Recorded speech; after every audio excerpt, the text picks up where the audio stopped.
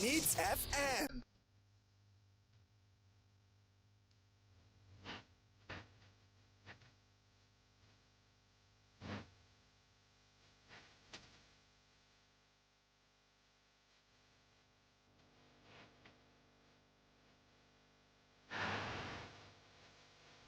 Needs FM, yo!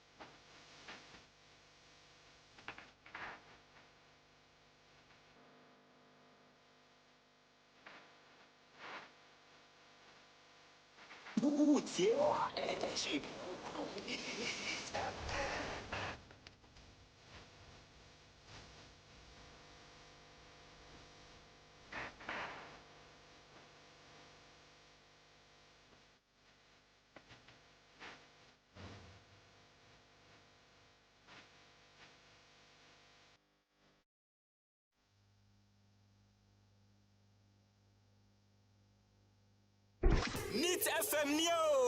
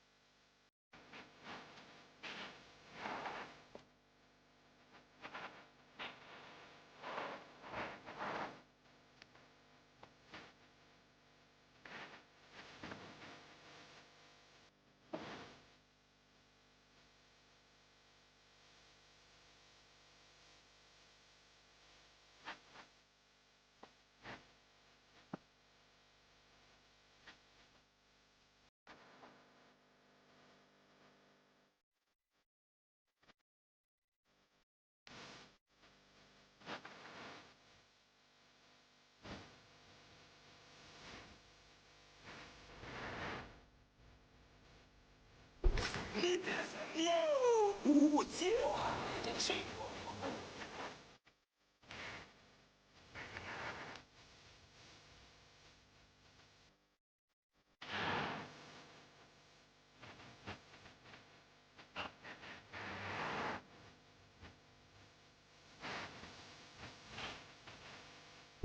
Niet FM Yo!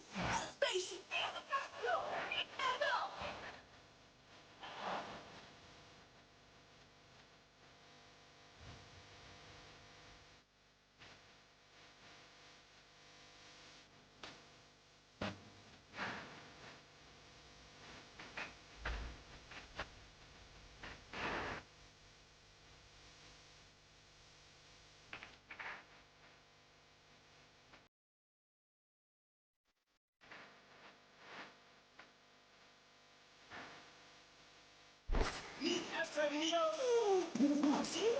Ik zie het.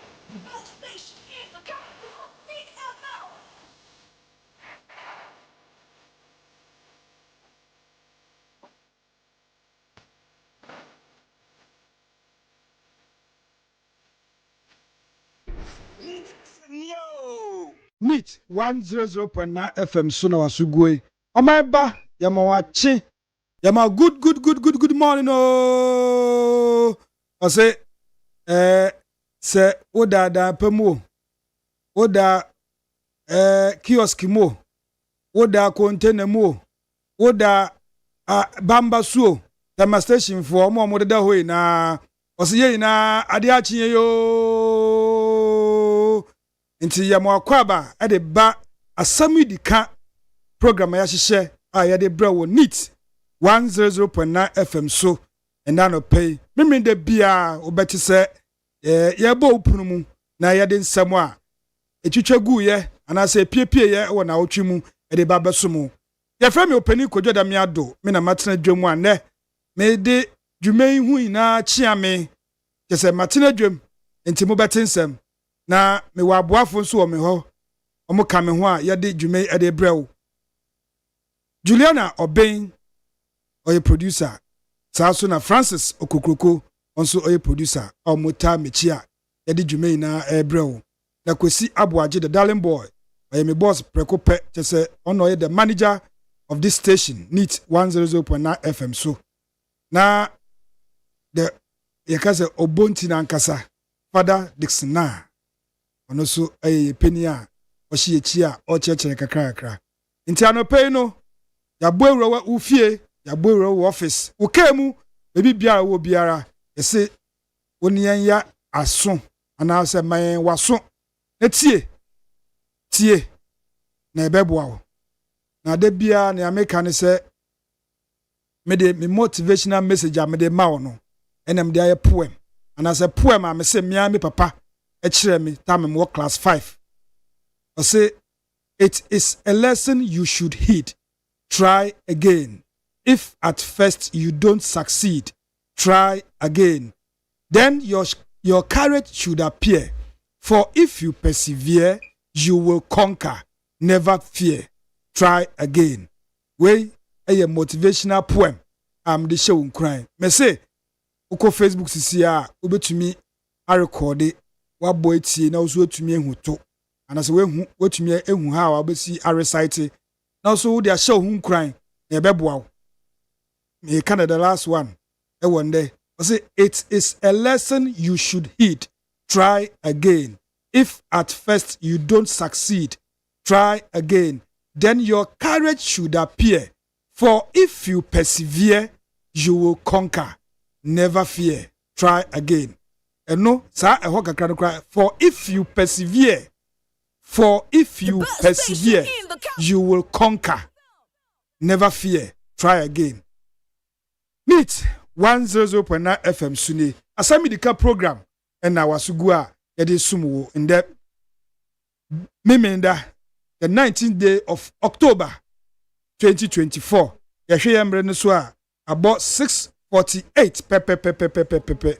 The Juma ye also utumi kire wadwen ebemu akwanya obesene WhatsApp say obe comment on Facebook say akwanya ne ba ye bie phone line so ma so akasa bie eyadwen kire na ye fam bom empia oman no konanim na say obesene WhatsApp a obesene amaye on 050 372 1744 050 372 1744.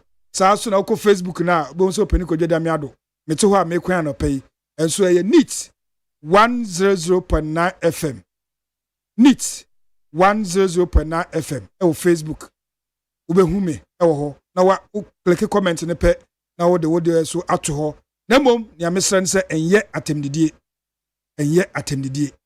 enti chewadwen na obi su nche na adwen na yempia oman no enkwanim esan se ye mienu ina no oman ye enti na ye bre anase ye som oman so oman be ye yenso ye ho atoyen enti na anopai ye bo opurumu a oso aye aso a woni eba be didwumai abom pepe na sidi amunim no ye program no ya hihye no into 3 segments jese ofa baako ofa mienu ene ofa etwato baako miensa.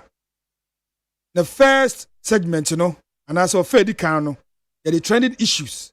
They say nsɛm a na wotwi mu apiepie ye nea wotse ye wanti ne yie nea wenye nkyeremu bia na etwa wasum keke na asɛm yi di ka yedo so ni na atase no baako a yede ba besom wo na so atie bi esanse ndemimiri no nipa bebre enko adwuma anopa ye bi okra kwa onsɔre ye ɔdempam nso tumi tie radio obi ho an phone kra no obetumi e de akɔ Facebook na wahwɛ na watie bi enti yede eno besom the trending issues saa so na firi ho a yen yasafa one issue na yen the big issue the big issue no so yede bebrɛw eno no ya to nsafrɛ a lawyer for mienu akukudam mienu omo ye mpanifo ye namafo ibi say yekɔ law mu a some omo from senior ankasa mo beti omo kan o ahoman so say omo be cheche nsemu ye education na ye pɛ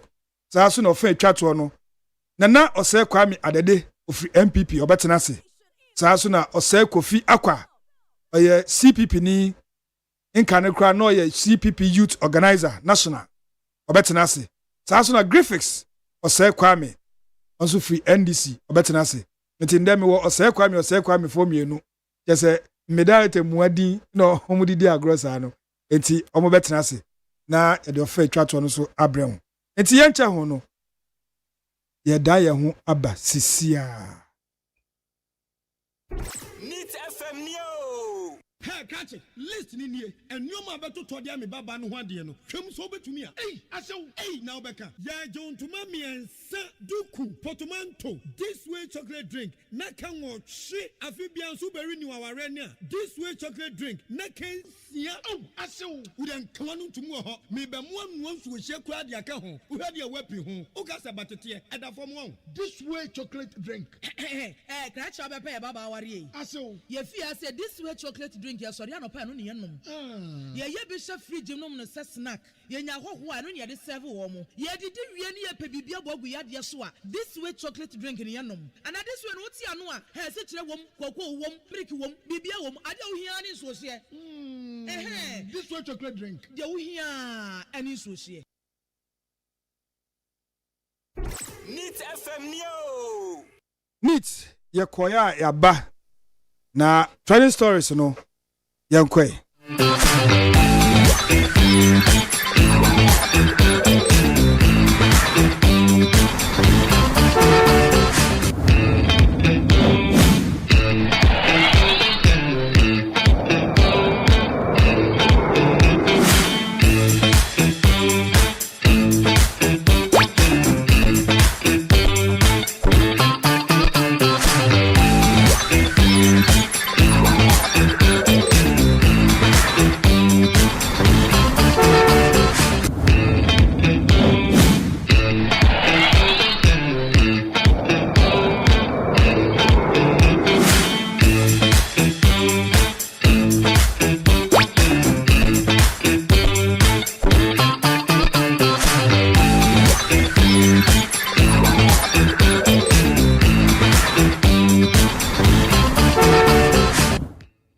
Election 2024 and a woman is a December 7th year and yet fidi agoro kra wo maimu na enumu na former president Mahama into abonimu na okase a vote for MPP is a vote for impunity just say oto wabama MPP e wa beto ye koimu a aba ye ba betu mu a say otu wabama MPP a wa mmɔden kra say wo fua omonua mabone omo ye no so nti entu waba emma MPP sana President Mahama former president eka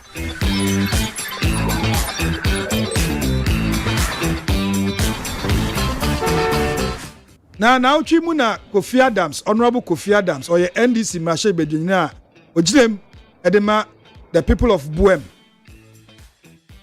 Odituja say President Ekufuado has never been committed to Galamsey fights.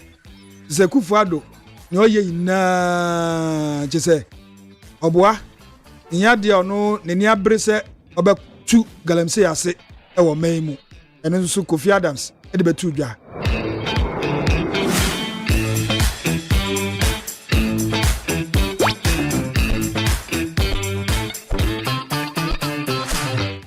na Galamsey fight mu a na President Akufo-Addo ama Ghana Armed Forces and small scale miners omo tu egu mu a chese omo tu Galamsey for so sapa na enumu na asan be piem se nipa mako 20 illegal miners ya chiom ewo ebrem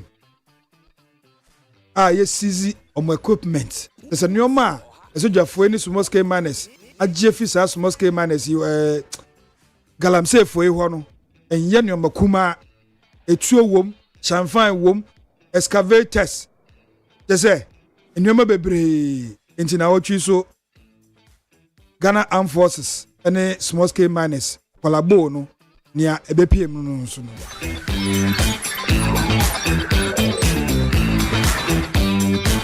na yebeka ya na wotwi ni mu anase in the week and honorable Haruna Idrisu odibetu dwa say in fact say brother eba no so mu kodum mrahye bedwemu a Asem kese besi on my hint say Ghana the constitution no just say insembi ebepie wom esan say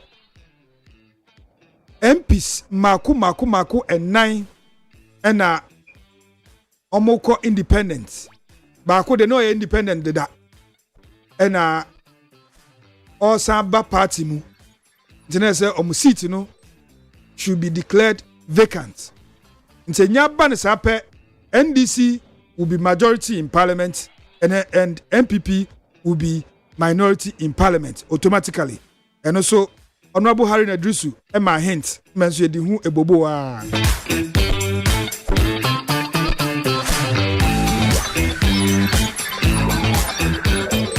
Na ochi mo na esanya ntie se eye budumbram ye hwe kasua to Winneba Road a contractors eguso mo ye moyi akwan no na odu library camp a ye fro budumbram na answer no bedu Big Apple chese contractor no etwa fom ho pa etu amuna kese in fact emuwa pa mia mehu metwa mo ho ekohu na omutu sa amuna no omukoto abotan so abotan kese bi team asase na se no na ye abotan ketwa ntem ye se so omu ye so omu ba pai na omu de ayekwan na se contractor de kopie bu so se dia se advantage ma wonya aboa wo de be ya akwan na ne sa na enumu na otwe omu ye se so omu blast ta aboi omu blast ya yesi omu de net bi chichire ho ansana omu blast na nso omu blast no oye ne kese ne pie mu ewo budumburam library camp enya Asem kuma tese abo mo blast at boom abo akese ene nam wiem ka na ekokra na ebie ko boom na papa nkrofo glasses SS nkrofo cars na ebi ko efie so bemben hwa library camp ni mo pa efie bemben ebi akobo obi chance so na ewure chance num roofing sheet no na ekokum obi wone mpa so tese inya Asem kuma anipa mako miensa na ewuye efa this blasting mu inya Asem ketwa wo library camp e wo na otwi mu ama youth no so sorry said sadia omukwa bro contractor ejumafoi lucky police for mo library camp ne kasoa e ka bo mu a mutum so ano na ba ko na ya se papa bia yesi o sie ne yere emse ndu bosumi mpo oda the bedroom ebuo ne bia wura the roofing sheet no mu na akwa kum papa yi ekokuno akobbo ne tia pecha no kra we epie wona atwi mu na Asem a eya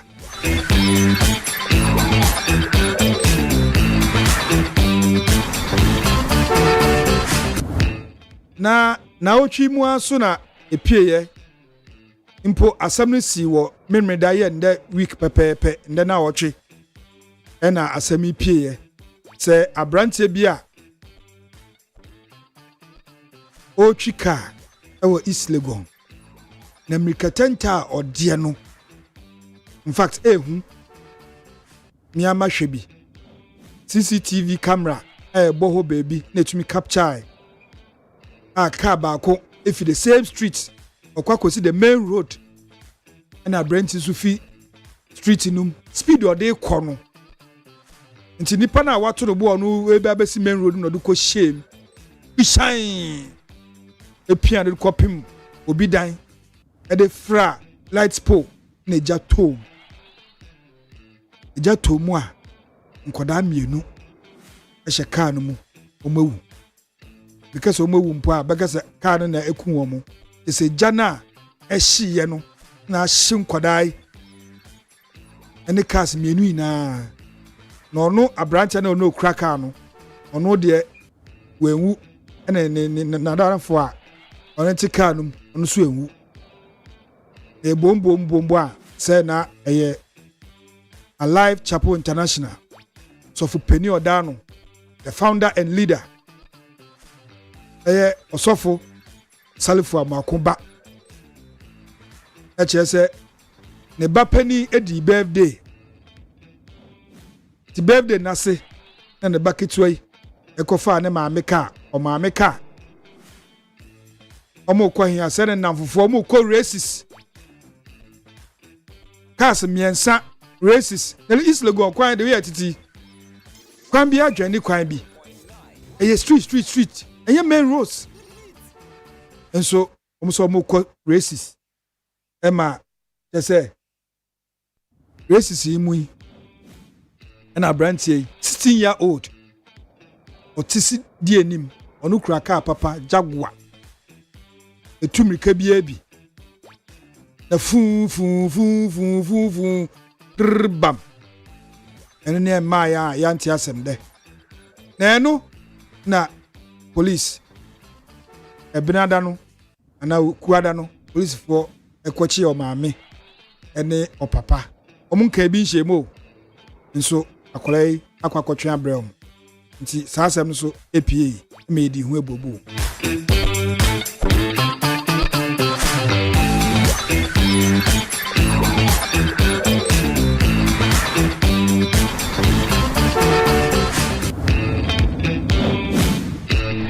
na former President John Dramani Mahama and Okase Electoral Commission of Ghana say Omama Bernard Mona of the PNC Blackberry one contested 2024 elections and ya the cry say Bernard Mona nipa surunku bia onimde nti e ba ne san na easy e disqualify no nso wo hwe nipa bi mo modeda ballot paper no so a ko mo omo nsene Bernard Mona former president Kas Asemi na brande ya twemia ofi akpalu ene isifo ene other parties no mo ko IPAC meeting the IPAC meeting na se Kofi Akpalu sorry buefu no ho just ye pata Kofi Akpalu bia yeye LPG presidential candidate on any secretary Jerry Owusu apel omo ntia se kura se president Mahama ko kansa omo so sorry omo to be mane president Mahama pa Kofi Akpalu no kura do kan ka se omo demand apology from the former president John Dramani Mahama NDC for candidates. Ti Kofi Akpalu say President Mahama wan kan ye na Bernard Mona on sin omo wo anaso omo da ballot paper no so no on sin obi a na wantumi an fele ne nyoma ye an hye ne nyoma ye na say disqualify na ya wo na oba begini ma kasa basa a che ya da ballot paper no so nti President Mahama na former president fa chaupa suronko bamaye ti Kofi Akpalu zu asema oreba no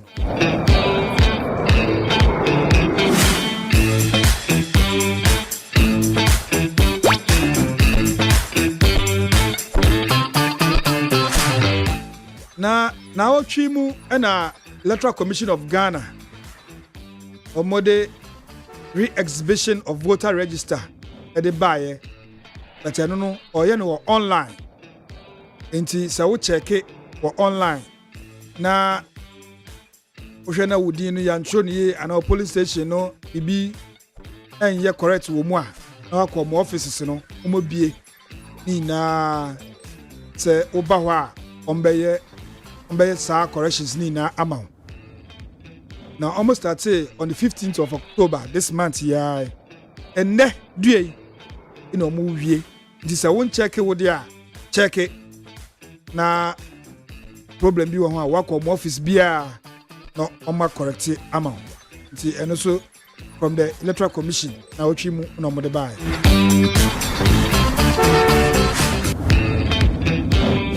na mo IPAC meeting omo call e brande ya no and the electoral commission the betu dwa say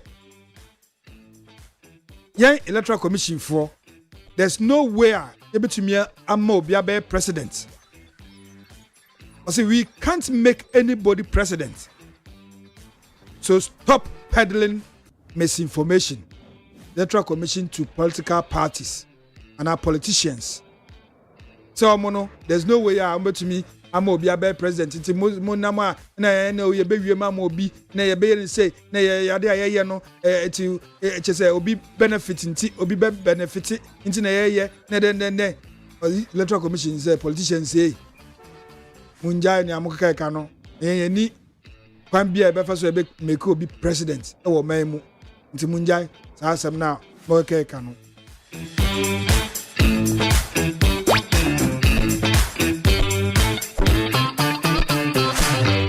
And now Jim was sooner Asem Bakosa beto dwa eye President Ekufuado. Just say campaign ase no the beto dwa say stop running away from Baumia. Debate him. Ekufuado to Mahama.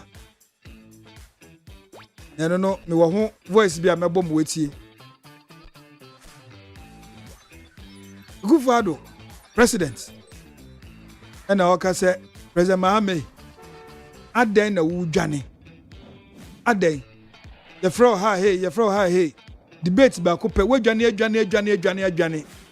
o me so why ready be share na wo twe ha na wo di ra ha enti President Kufuado no sense to say former President Mahama bra na be debate Baumia na no eho na ebehu se hwan no wakoma pa se de oman e che ne nsa omientie sa voice no na yembra.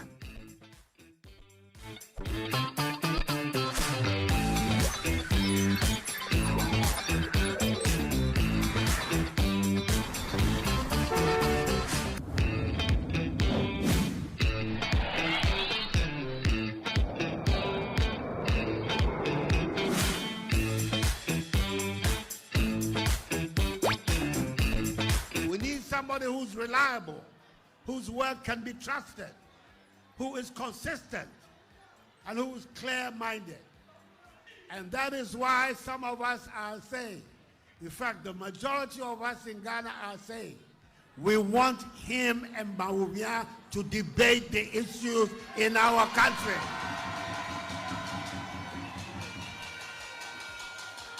Why is John Mahama running away from the debate? Baumia says he's ready any day for the debate. Why is Mahama running away from the debate? The people of Ghana deserve the debate so they can see, freely, who is doing what and saying what and representing what. Mr. Mahama, which is which? What should the Ghanaian people take from you as your position on the free senior high school? Is it safe with you? Are you going to continue it, or you're going to review it? Are you going to cancel it? None of those do we know from you. Nobody should be allowed to be president who cannot answer these questions straightforward. Yes or no? When you mention the name of J.J. Rawlings, district assemblies come to mind. When you mention the name of John Ajakum Kufuor, National Health Insurance Scheme comes to mind. When you mention ADDO Dankwa Kufuor, Free Senior High School comes to mind.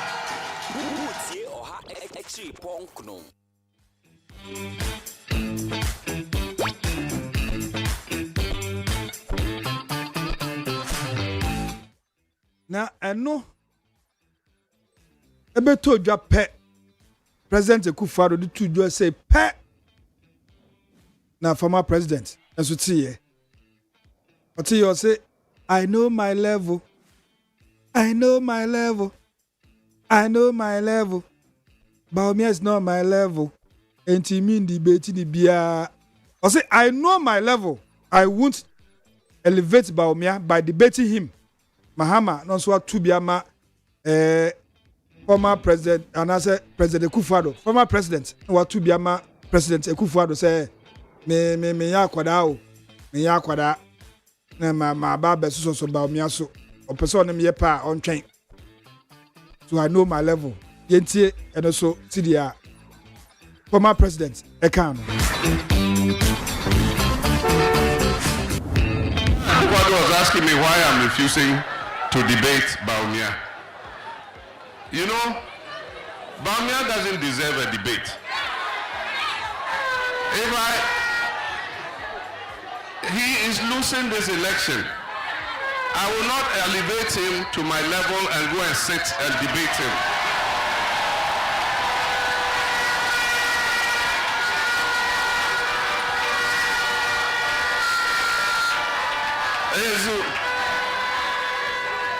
Their campaign is failing. They have no message.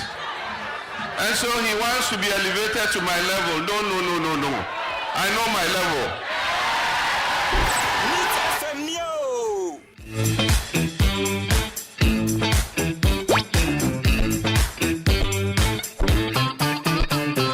Ochiami oni masam ka osinana wasumwa ntietiefo wasumwa.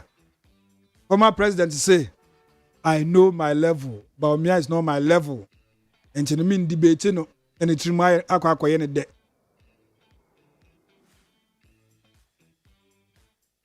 Nti sasemi and so ya twen no abese and srapa.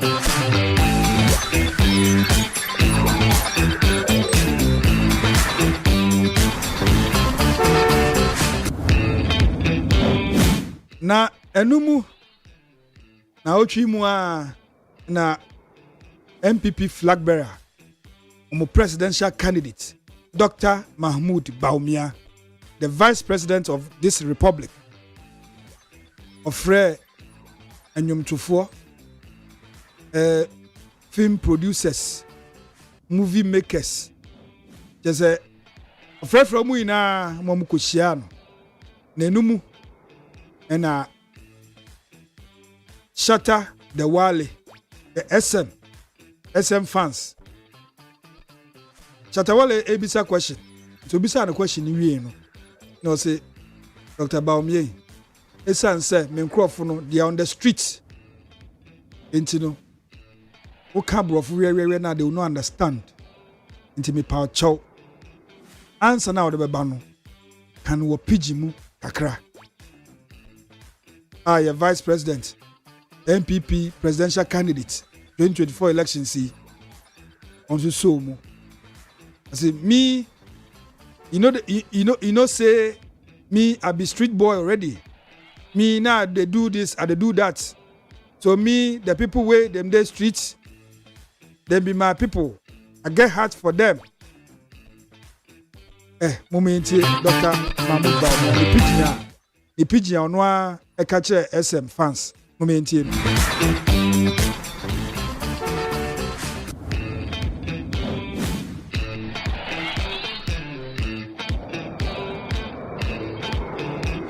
So I want to know what you have for our fans out there, and that's the street.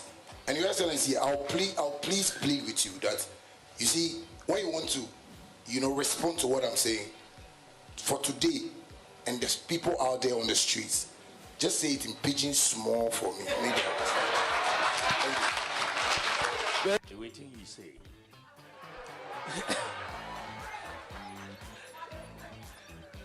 The team is say me, where are they politics? Need FM Neo. The thing where they my heart no. It be the people are where they suffer for the country. It be where they my heart. Me, I be patron of Lepers Aid Ghana. Me then lepers, we they eat, we they drink, because they want help lepers in Ghana. Me, I be farm laborer before, by day worker. I be taxi driver before. I be cleaner before. Yeah. So I say I know how people they suffer before.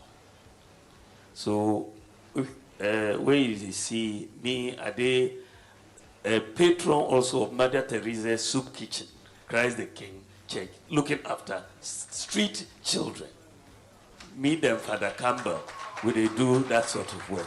So my heart is there, the street. It is the street. The thing where they do all, say half of it help the people. So one of the things where you see, say, okay, free education come, it help. Digitalization to the help plenty. Because where they your mobile phone top, you know, nobody will ask you bribe. You don't have to know anybody. You know so. You can apply for anything, they will get them right on your mobile phone. Oh, so digital, it help everybody. You know so. And me, I come government, as I be the thing we are going to do, we are going to help everybody.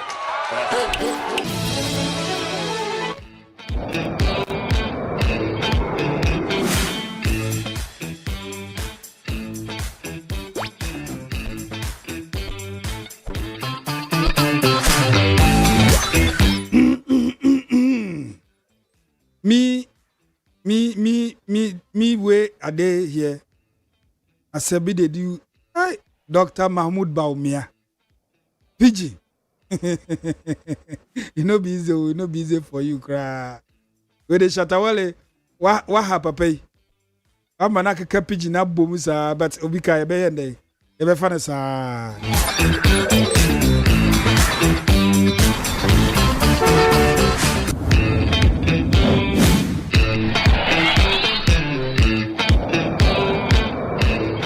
Now, the big one, the big issue on our table today.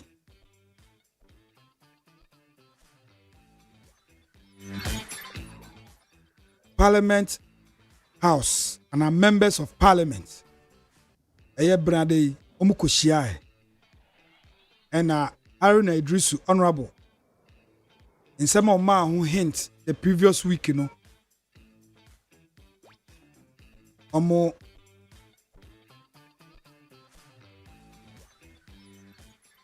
a file motion say Mr. Speaker 1 2 3 4 MPs be on my cross carpet.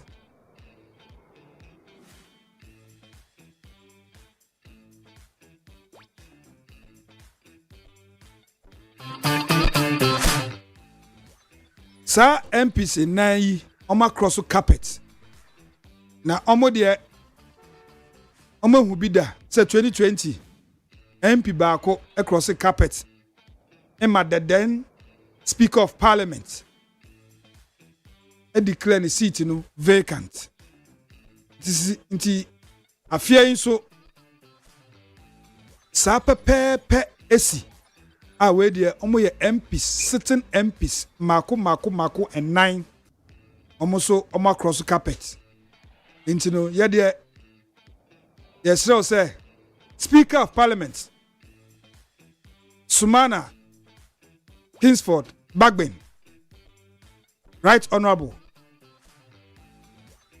ube declare almost seat, vacant. It's say there's a precedent. And Speaker of Parliament, so say, Asem media, the more shit, a while true. Into a moment 2 days, or the Muay, Ebeba.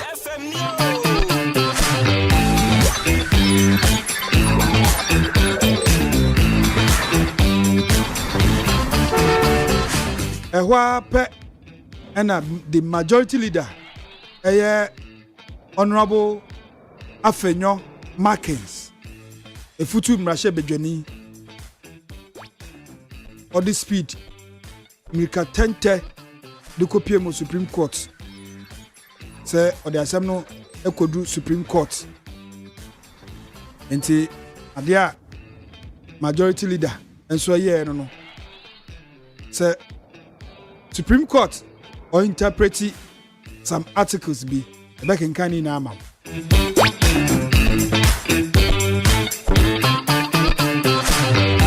Now, and then some 12 for Bopri, former Speaker of Parliament, the immediate one, Professor Aaron Mike Okwe, Right Honorable.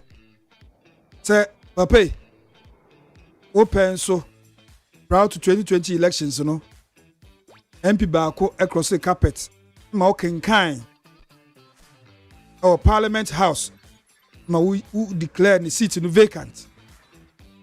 Tibo, a BSc, Okaden Wahon, Never say, Professor Mike Eronokwe, former Speaker of Parliament, Ebabeka say, petition to declare 4 seats vacant wrongly done. Just say, I fear the idea, and yeah, Papa. The chairman say, or say, in Canada, no, no, tear your more, no. A political party. Sam Rashid Bejaninu, a free mono. I'm no much sure the buyer. And son or no Gina no so. They declare the seat in vacant. And this time around, the Obian Tronkoi, into a banner saying, and now we declare almost vacant. There no. And now Professor Mike Aaron Okwe Edbetuja. And so ya wo ne time all king kind 2020 election then all king kind declare obedient vacant no. Ye be boama.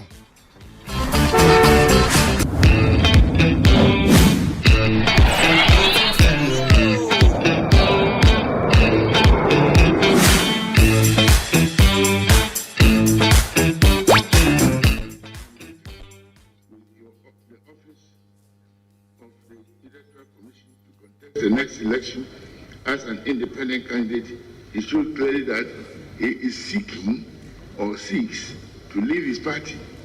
This automatically triggers forfeiture of his party membership. You cannot have the desire to leave, take a step towards it by filing as an independent candidate and yet claim to be a member of the party. A step taken to contest against his party automatically triggers forfeiture of membership. Having forfeited the membership of the party on whose ticket he was elected to Parliament, the operative language of the Constitution is that he shall, which is mandatory, vacate his seat in Parliament. Going by a purposive interpretation of the present law, consultative actions on the part of the MP are important. To all intents and purposes, he is no longer a member of the party.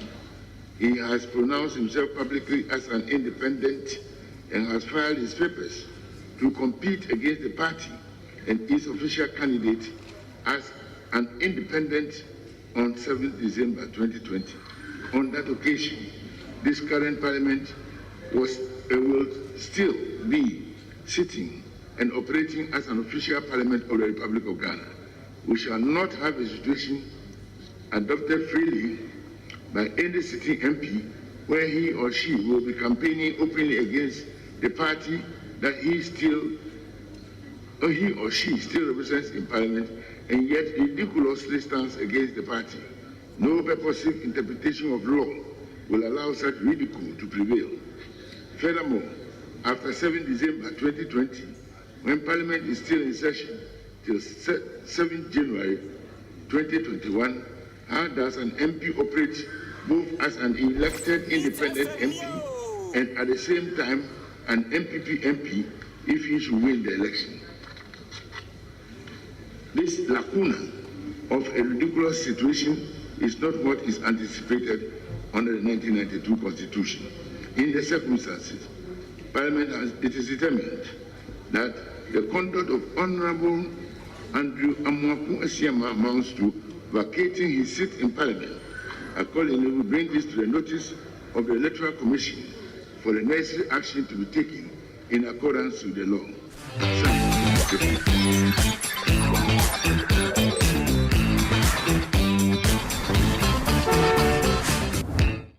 Enti say in 2020 Speaker Mike Eronokwe editu dwa time oba beyi anase obe declare for Mina constituency seat no vacant say no kenka oditu dwa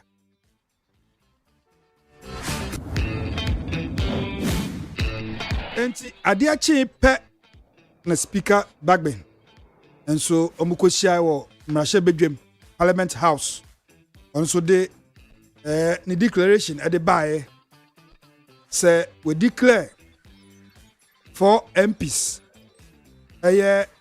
Cynthia Morrison Aguna West constituency it was Central Region Andrew Isiama and so Formina constituency Ashanti Region Kojo Asante Suhum constituency Eastern Region and Peter Kwache Aka and also Amenfi Central Western Region sa 4 constituencies Speaker Bagben said per the president that honor there will declare this city vacant.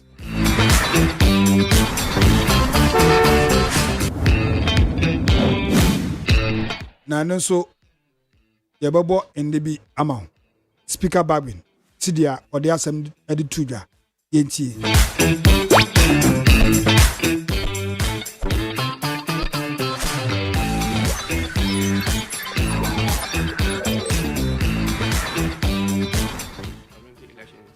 as an independent candidate, and the Honorable Cynthia Mamile Morrison, Member of Parliament for Aguna West, who was elected on the ticket of the MPP, had filed with the Electoral Commission to contest the upcoming 2024 parliamentary elections as an independent candidate.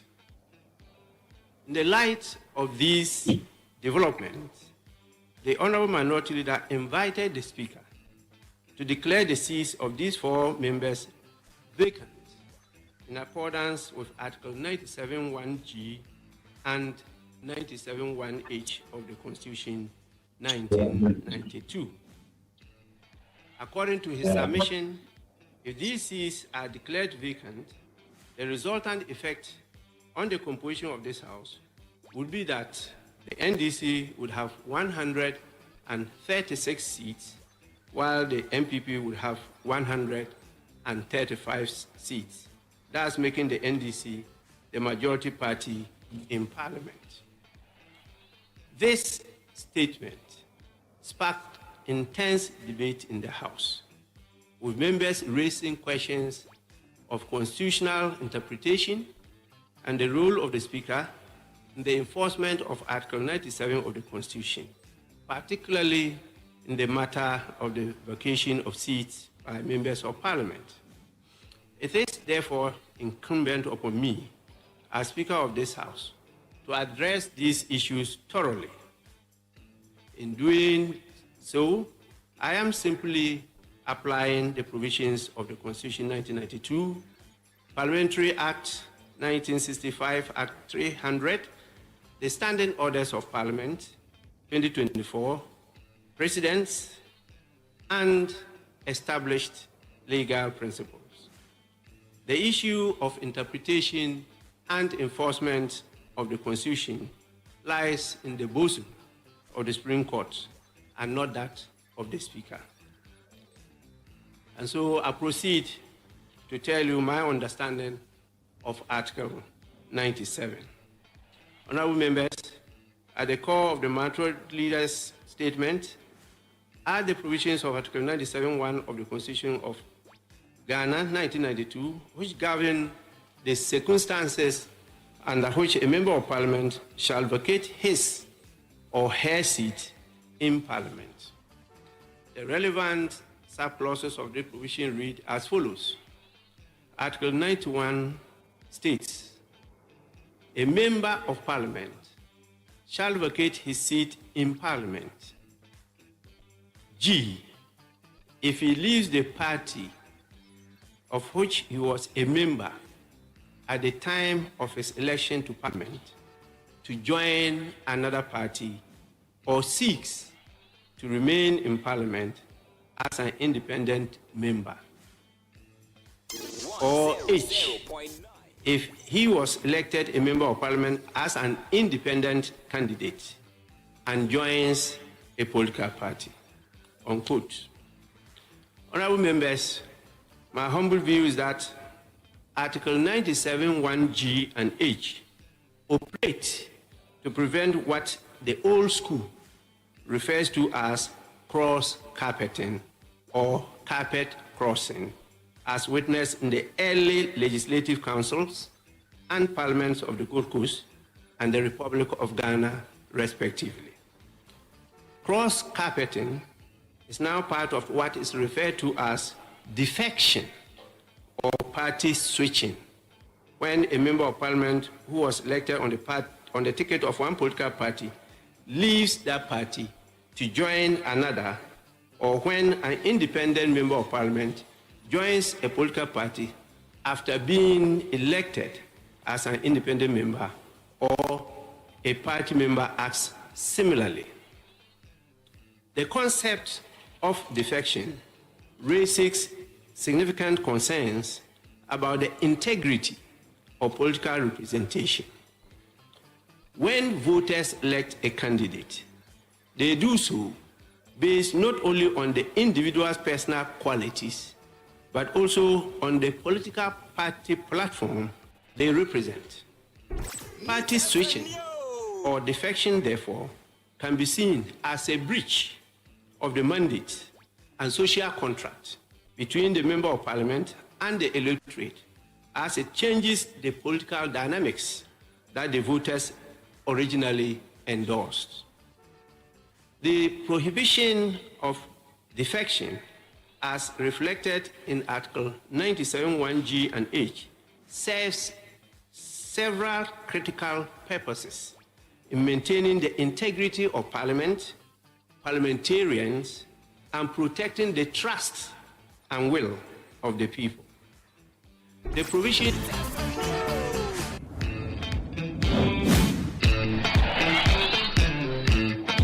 enti say na speaker Bagbin editu dwa nsem a okenkan kan ho na kyerese ono de pe ne de nanim no na se o declare 4 seats vacant. Odutu dwa pe na the majority in Parliament say hey ehene ha led by Afenyomakin honorable sayen tiase the Asem na ko Supreme Court say per interpretation of the law Article 97 1 especially with the G and the H, you know.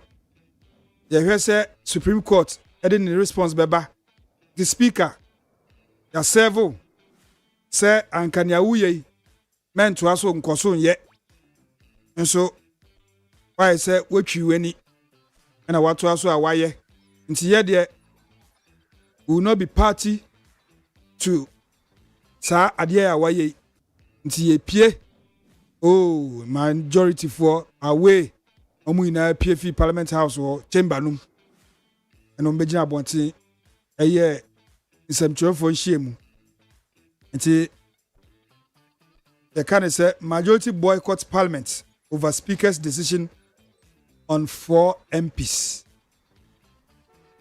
Majority for say yɛnti ase yɛpie opa nko a oni NDC for monhyɛ hɔ na monyɛ de ambɛyɛ na enumu na former president John Dramani Mahama so ɔte saa asɛmi ɔbɔ ntoa o ɔte ya pɛ ɔsi yɛde nyame asio ɔsi Mahama celebrates NDC becoming majority in parliament, a historic and God's sign of victory. It's in the near J. Ɔsi way one of the first step I take. Enya J parliament abosu na esa aba no ye wini we Nyankopɔn hyehyɛ president Mahama ebose otwi memrome ewo campaign ase eni agye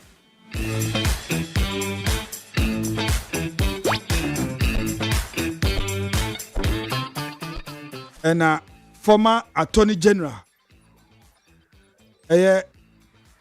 lawyer Ayikwe Otu nso de betu dwa sɛ saa for city na omo declare vacant no NDC lacks strategy. 1-0. Lawyer Ayikwe Otu na o kan say as saa city na omo declare vacant no there enkosi aga na NDC mumpe good strategy mu lack it do. You don't know how to go about things. Mu lack strategy. Mumpe strategy papa nye we na be mo wini we dey mo wo body. There's no way just say four seats are vacant my by majority and so what former attorney general na ka say you and so ebe to dwa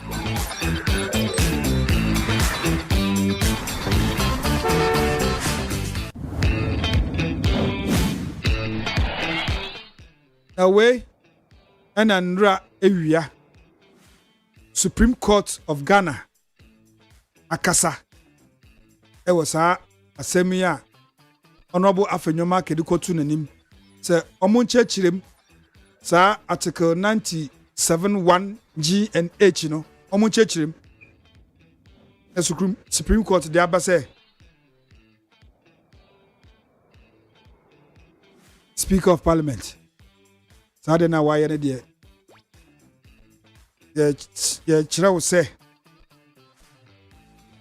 ube stay execution on Wawu ruling so we declare 4 seat vacant no enti court at the stay of execution ababe to so say bam the Asem no waka we rule na mom don't execute it to stay execution sa na echire men to aso emma MPs in free parliament na omode reasons eba ye bekenkan Supreme Court reasons na omode ba no ye bekenkan bi ama na we hu ne ntia Supreme Court say da bi o Speaker Bagbeye Sumana Kingsford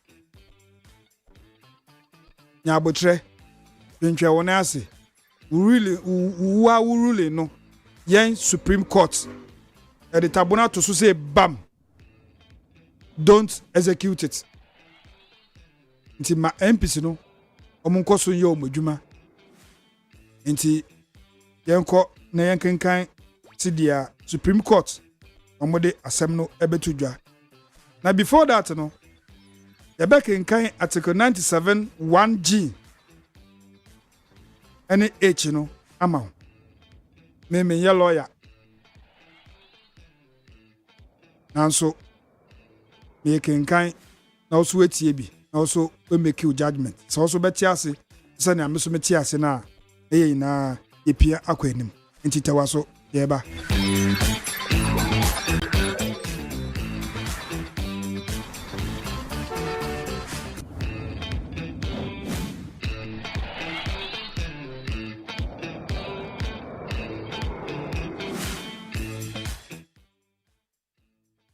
Article 97(1)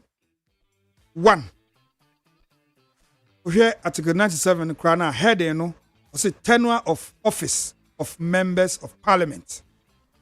Until 1. That's the preamble. Say a member of parliament shall vacate his seat in parliament. Now what they are about G, I say if he leaves the party of which he was a member at the time of his election to parliament to join another party or seeks to remain in parliament as an independent member of parliament. Or H, if he was elected as a member of parliament as an independent candidate and joins a political party. Say, ena ya constitution ya kwotena ase troye no e ka kire yen. Na me krampo de me wo lawyers ne ba me mo mu. Me wo issue kakra wo he article no constitution mo twa da na e man ka ho. Ana mo anda ndwin ho anso da nhwe se emba so betumi aba parliament. Because he nkwa. Okay, Kenya. I say if he leaves the party of which he was a member at the time of his election to parliament to join another party or seeks to remain in parliament as an independent member, or if he was elected a member of parliament as an independent candidate and joins a political party. He no is yana say ya constitution ye hu se mma so betumi aba parliament anasa den eno maybe say lawyers no machem sa he no omo use eno nko ano inde yan come if he or she nanka chese mma so aba mu bi na sa article ya mekinkan yi me hu there's no ambiguity. Me who can say kwana be a wom just say straightforward. Straightforward. I'm straightforward no. I told you me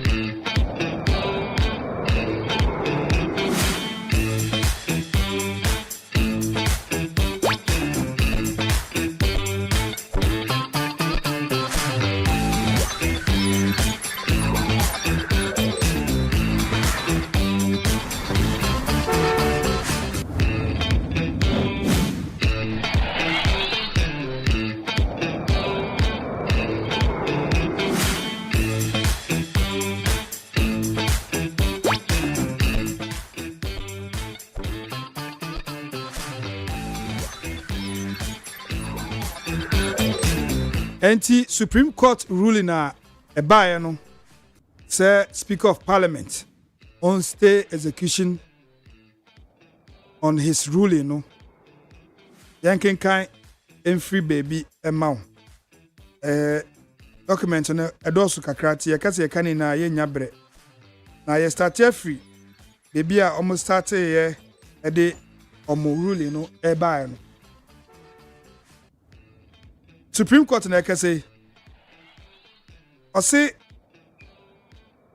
on the balance of the law, exhibits and facts placed before us, we are satisfied that the duly elected representatives in question were not heard on the extremely critical issues raised, and therefore we make the following orders.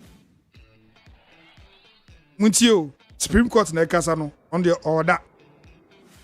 On the balance of the law, exhibits and facts placed before us, we are satisfied that the duly elected representatives in question were not heard on the extremely critical issue raised, and therefore we make the following orders. Order 1.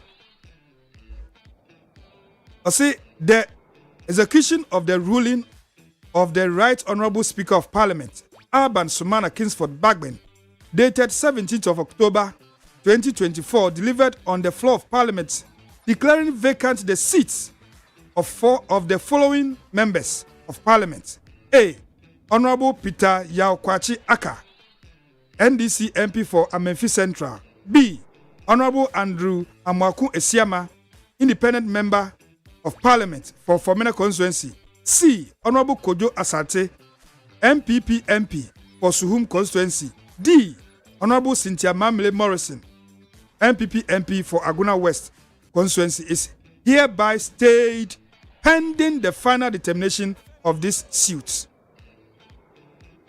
2. The Parliament of Ghana is hereby directed to recognize and allow the 4 affected MPs of Parliament herein named to duly represent their constituents and conduct the full scope of the duties of their offices as members of Parliament pending the determination of this suit. 3.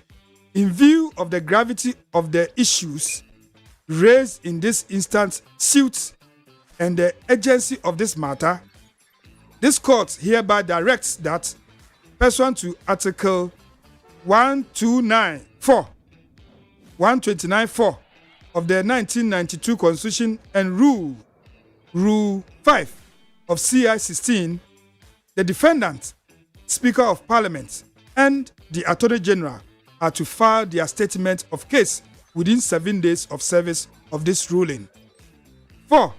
The parties are further ordered to file their joint memorandum of issues within 7 days of filing of their statement of case for the due hearing of this suit. Signed, J.S. Tokunu, Mrs. Chief Justice.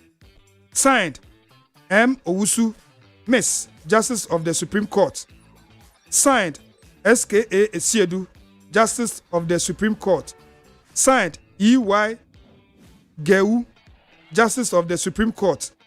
Signed, Y. Dakun Asare, Justice of the Supreme Court.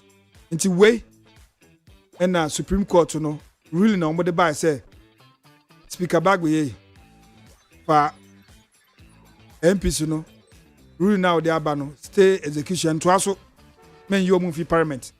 Montana, no muyo mujuma until say Asem way the bekan we. Inti and somewhere the paper will now trim na yato nsa afre na lawyer John Owusu Ajman say ombeme education kakra bi education kakra na yehu asem we ne poma sibre say near Supreme Court di aba no Speaker Bagben next week Tuesday omotena se a ebekọ sen obaje ne sen obama MPC no asan ba ana so se ono so eba be Canada eba be atwuma mentwe ana se ebeye pinso na no na mehu se the Director of Legal Affairs at the NDC, Lawyer Eduji Tamaklo Godwin. But I bet you just say Supreme Court ruling no ebe heighten tension Parliament, between the Parliament and the Judiciary. They say they oh yeah we be kasa me power me dem ho we be kasa me power me dem ho. Inti Lawyer Eduji Tamaklo of the NDC, Director of Legal Affairs, no so e dey abetu dwan no. Inti ye hwe nim say yen se beka Lawyer John Owusu Ajman yen ne di nkomo o NDC ni my papa a senior member of the NDC yen ne be di nkomo. Inti gen sisi a ye ba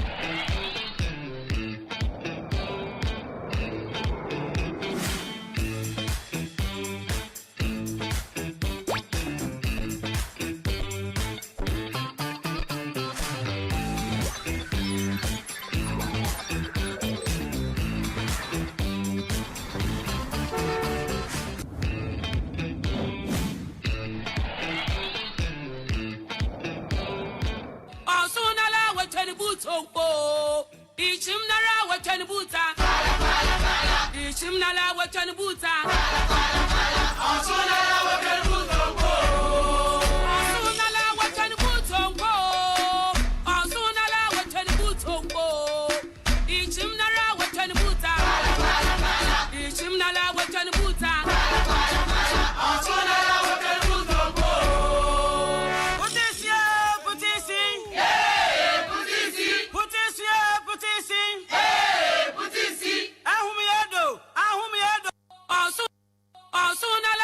buto Ichim nara wetani buta ichim nara wetani buta asuna wetani buta asuna wetani buta asuna wetani buta ichim nara wetani buta ichim nara wetani buta asuna wetani buta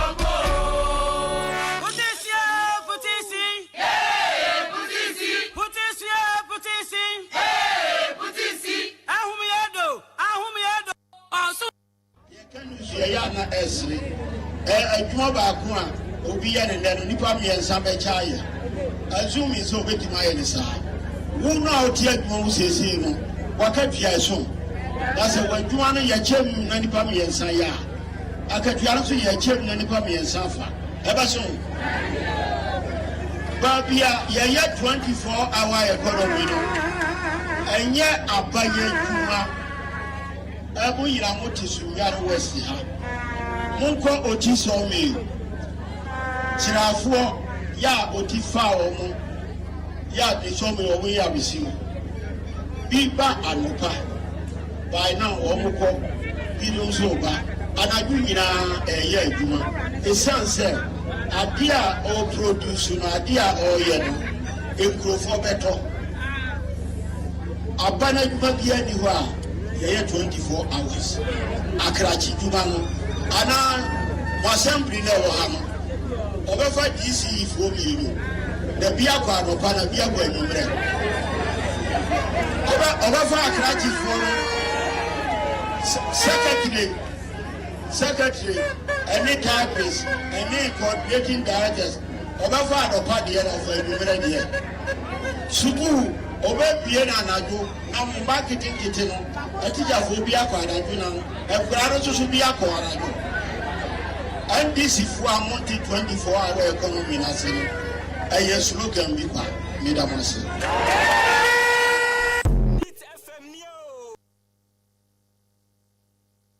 Neat FM Neo.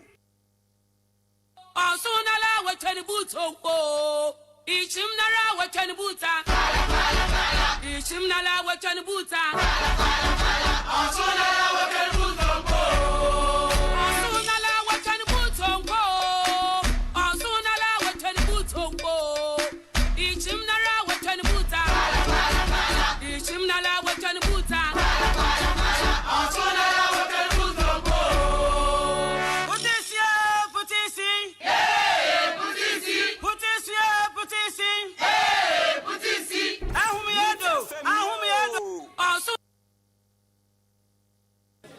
Last election in the mining districts of the country, the MPP did very badly.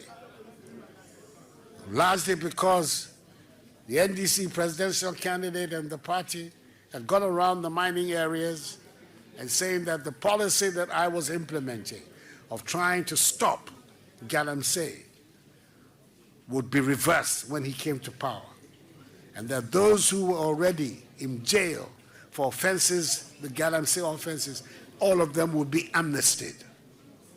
When I said I was putting my presidency on the line, that's what I meant, that I was prepared to take the political risk involved in trying to deal with this Galamsey phenomenon. The result, of course, was that the mining districts, especially in the western region, all of them, including almost, nearly, even Takwa, was lost to the MPP. That is what I meant when I said I'm putting my presidency on the line, that I was prepared to take the political risk involved in coming to grips with this problem. Today, he's saying that no, he doesn't believe in jailing, that he's against Galamsey.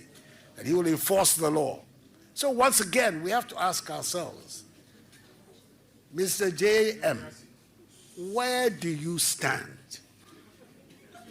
What are you telling the people of Ghana? Because every time you speak from one corner of your mouth and you speak from another corner of your mouth. Let us hear from you direct, straight up, what do you stand for? We need to know.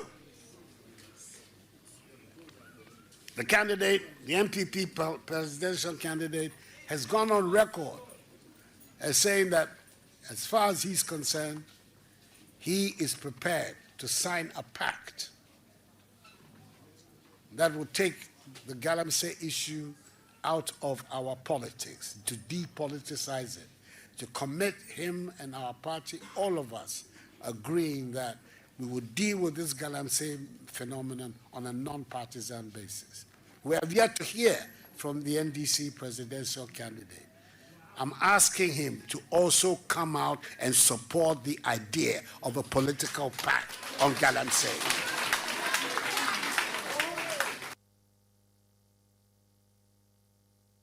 Neat FM Neo.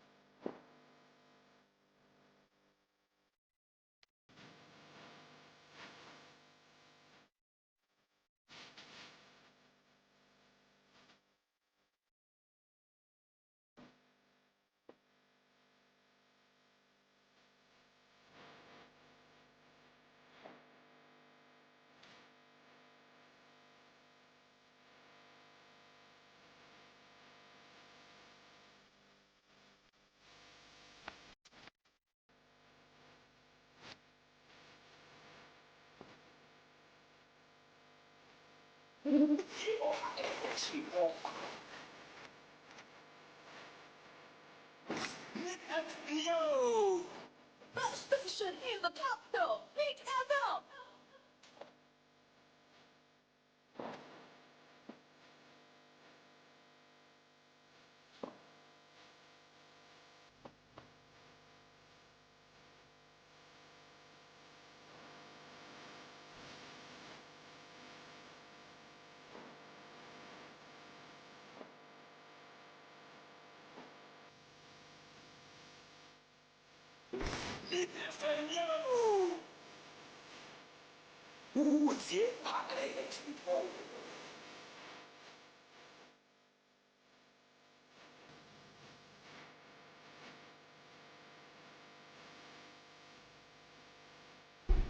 Neat FM, yo.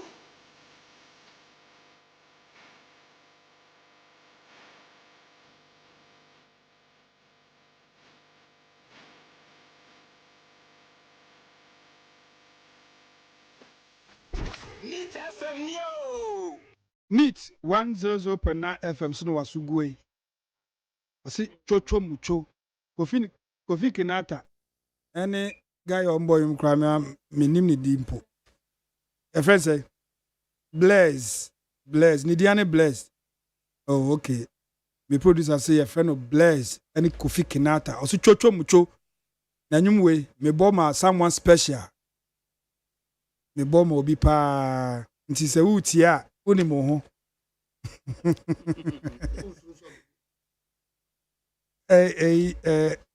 Papa we me man akwa boss kasa o se me dey so request abo bi onim no anam sen ka de be yen so beboa no sen ka wo so gihu dia na obo ne din because you say you will need 32 million people am ye Ghana for who dia na work boni dia ODAME FIFA start to work on this mo boni din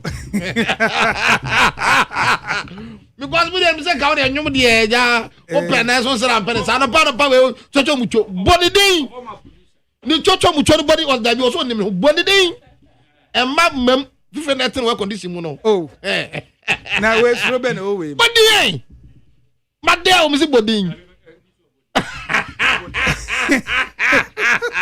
ODAME na no watch the no we Asem when you be permission ODAME obonyum wa request nyum no yes adiama obi yes anyum bia ye buy request am obi our destination what I say the nyum source no air from war good the nyum is supposed to have a destination no problem from the source it's the destination here where and was onim no ho Dabi ade so tani me onim no ho no onum sade ya no free back at say me bon me unim ho what can from mama ya tinde ye so be so bon back ro ne hu na ye ka say ODAME say na obe hu no way oh what the body eh oh you be o won che me my wife na make body dey na dey obi a person ode body dey e friend Charlotte Mrs. Charlotte ODAME ADDO afiaso na twetia nti me hu ni mama ODAME hu achi say anabatu mama ODAME papa ODAME say chocho mucho anyum your request ma ye nyina support that's all eno wa no na nyam de tena nkufre ti wa na wa me si afifre no ko I said ose ko biakwa ohaji anyway Neat 100.9 FM sune etefo say ye ne lawyers ekukuda mienu omu ina baako from the NDC baako from the MPP na lawyer be no problem no lawyer not your CVP ni won anti no kasa san I now get it okay na ye frefre omo no NDC lawyer lawyer John Owusu Ajiman in fact your friend of abako and so as ye ntene nka esan boy afidi onfa ana ye frɛ lawyer Nkrabia Ifadate ono so amfa enti lawyer wayo Galamsey on ACPP run meet obefa no problem so lawyer kasa na odi ya manfa na sa segment no ye nya eho interview ansomo enti but obi ka ensem no boboba nia Supreme Court e de abeto so ena sisia no Tuesday on mine na hwe nim asem a Speaker Gbagben e ba beka e wo Parliament House se obeti ase se on ti ase se on state execution no enti ye na ye beta yaso se ebenada ye be firi ho aba e de beso mo na abadwefo so atenase mwate o munkampo deda e graphics osai kwame atenase na osai Kofi Akwa CPP onso atenase ye hwe nim se na osai kwame adade onso beba na wabeka en ho na edi dwumedie no ahyehye so na ombae ye ntwen no nti ye kwa ne sa na nsem egu ya pono so ande ye ba behwe one say President Akufo-Addo still siso say former president on debate Bawumia near who is who. Osanso ka say President Mahama, your stance on the Galamsey mayehu any free SHS mayehu ese wode tuja na omamba ohu no make informed decision. Nti sa issue no ho na san ba behwe the almighty 4 seats declared vacant. Na behwe no so. Enti Osei Kofi Akwa ona wura hakane nti me sha se fi wo so. Say President ADDO the caller of Fresh John Dramani Mahama and making a stance. Now, say what is his stance on Galamsey, free SHS, any debate between Mahama and Bawumia? Also, your take on it. Yanko. ODAME, my mentia needed for. My men Fakonya was na mentia members of the Convention People's Party, CPP.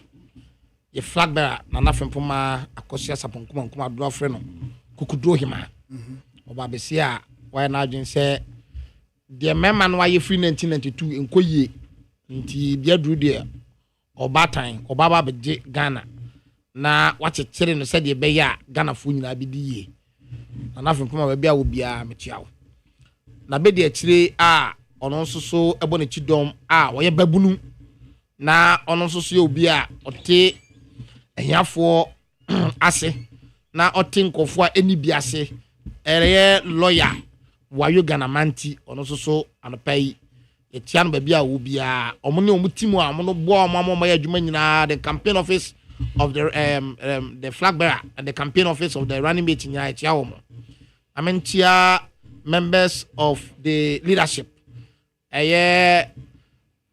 senior comrade Nene Patrice Obojo Haja Hamdatu Mama Sewa ne 24 committee nyina so metia obia ana me youth league for metia omo metia ne de wa batom twa so constituency for regional executives police station I start here adwuma all protocol observed metia omo nyina ODAME CB before issue statement ye dey ababonten about the Galamsey na asamo ye kano ye say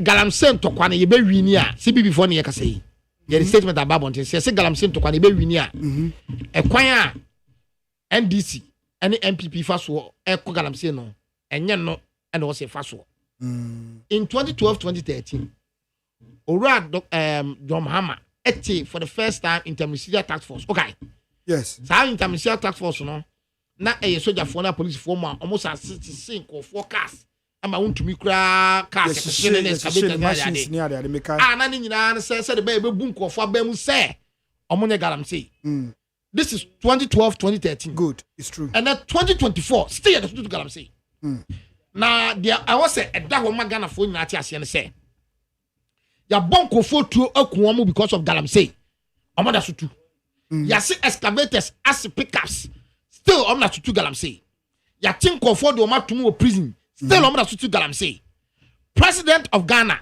oye the commander in charge of the Ghana Armed Forces asoja fo nyina sana say I declare operation hot oma hoto operation stop aye Galam stop oma stop operation Vanguard anyai operation Cam Life ni nyina operation pressing ni nyina feli operation bia na akofo ye bia no doctor wa feli we no free one man na yesi ye bia asojafo na nkwa e bia omonta ma bontinti Galamsey fo nsuro omo the chairman of the police council na be the Dr. Mahmoud Bawumia we flag bearer for the MPP ono subo na akofo no eti dom still amafo to that so etu Galamsey na the CB before ye proposing ye say ye fire san kire MPP so ana ye fire san kire NDC so because ye san nyoma we nyina wie na afa koye wona aye nya wona aye ya se na nso de gusu sei esase no gusu sei na de me ya kra China fo no a omfuro mu krom na omummu yai emu ye nananom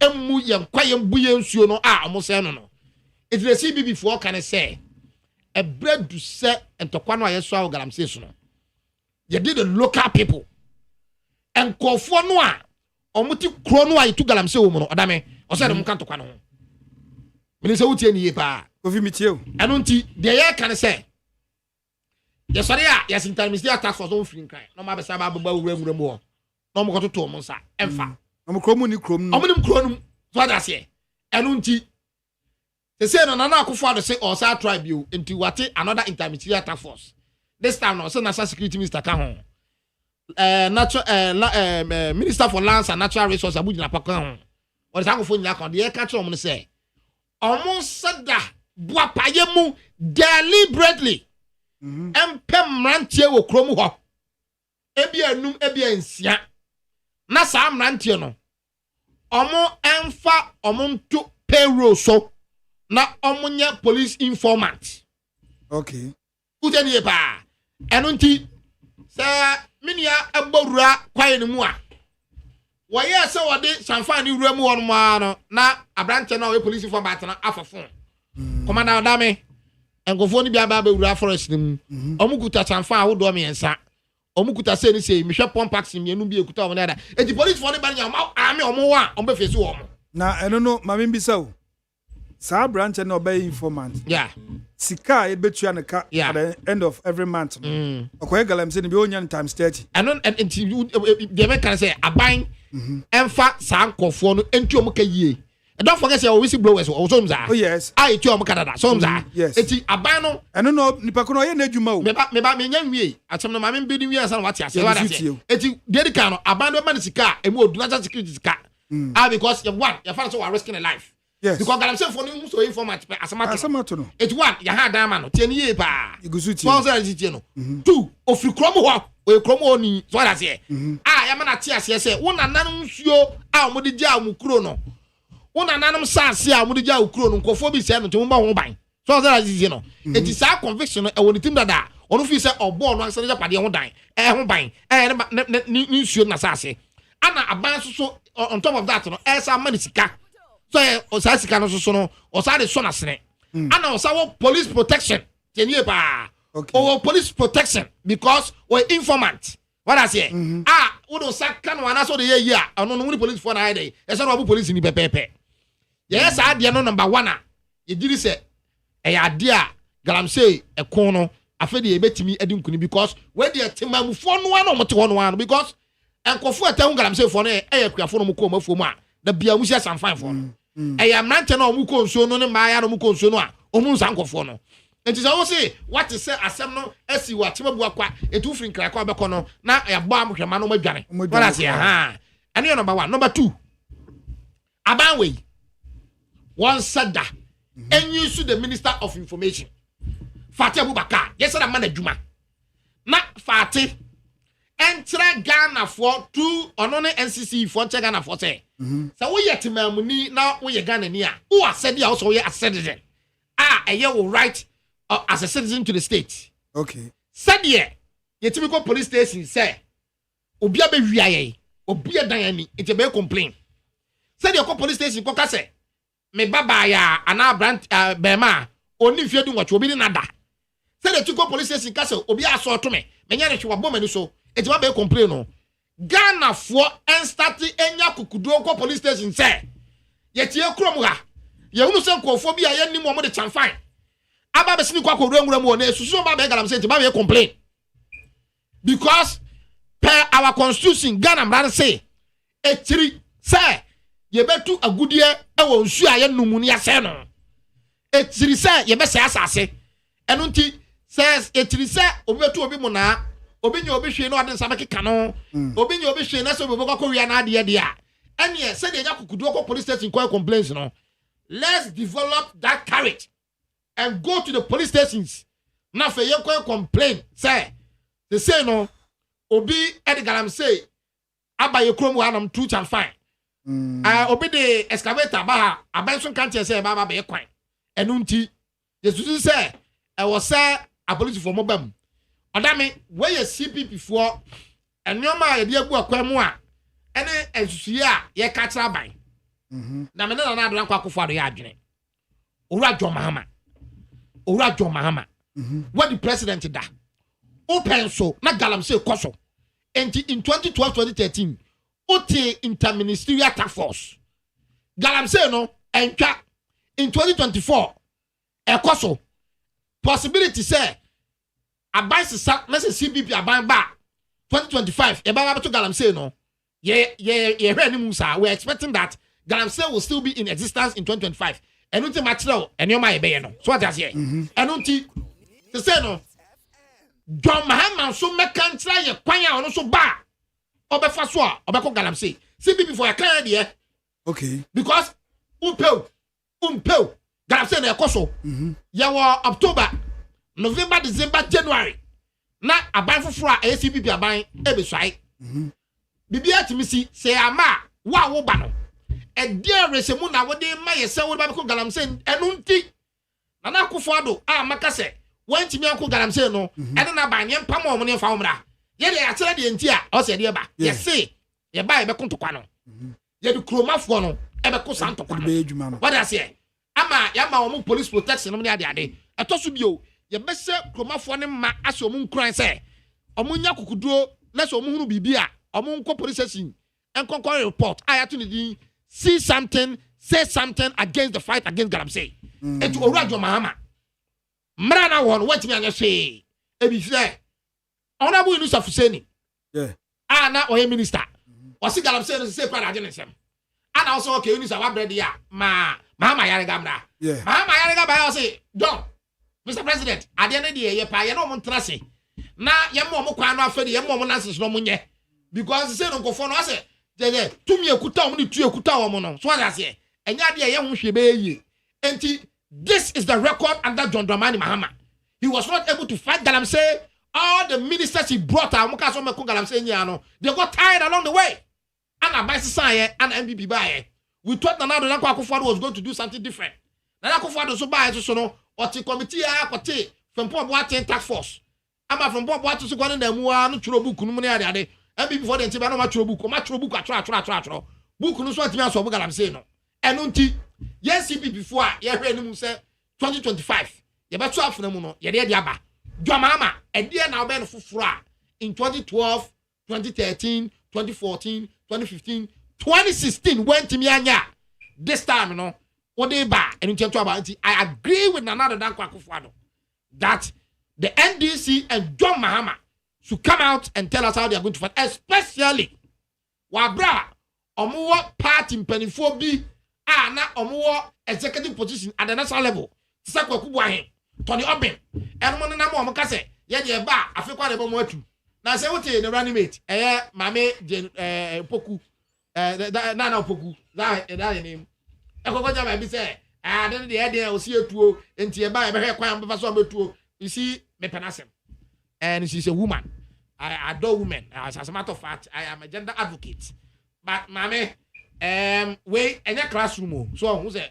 o life ni nyina no aye UCC eno ne academia enti e besrew Galamsey no eno ho sensem no twitch break na ma owura bevrola tenom ne security camp for no a munim a bit about intelligence and I don't know every few and some of the kick same way because if as a running mate you go around shouting and dancing o kona otonyo na o sa na o sonko for boss obedu amoma to Galamsey wa bra ye nim de Galamsey aye ensase aye nsua na you are jumping the gun because as you speak now no o flag bearer o John Mahama na nkasa o meka hwe enunti ye be se se onyam to bwase na yen fa ade we at the national level de me ya kakra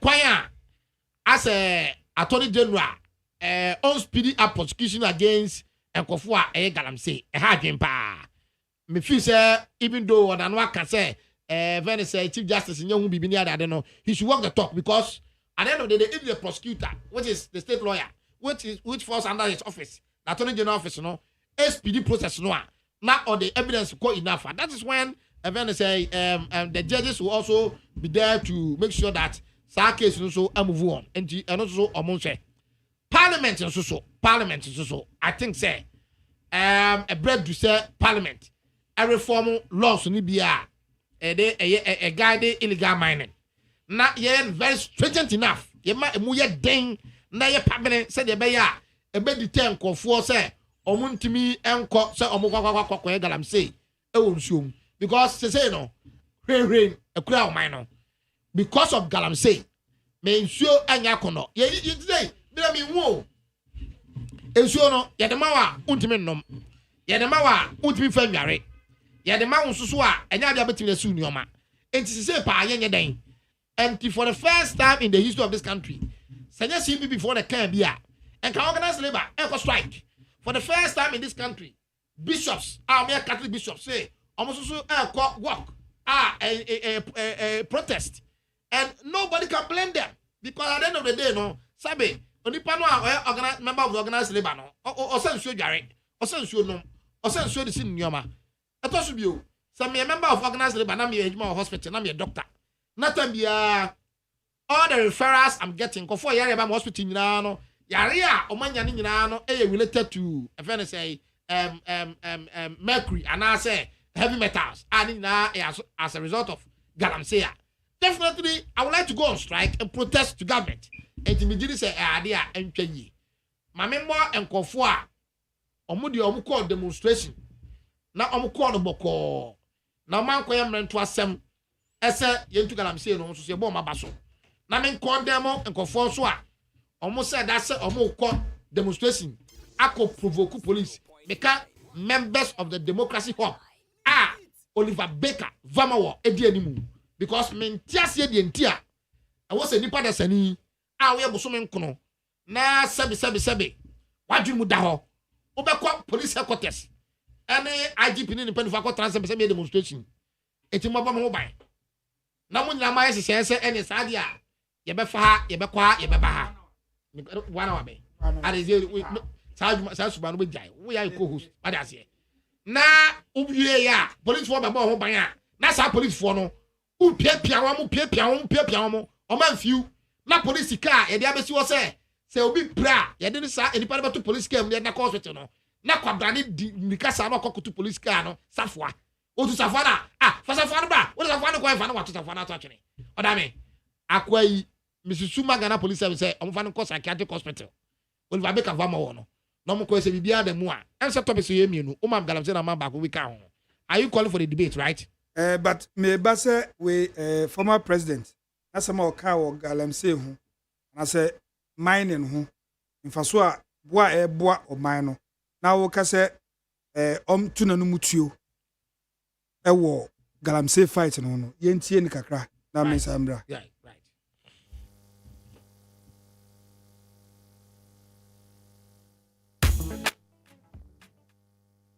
Your papa men dadamo.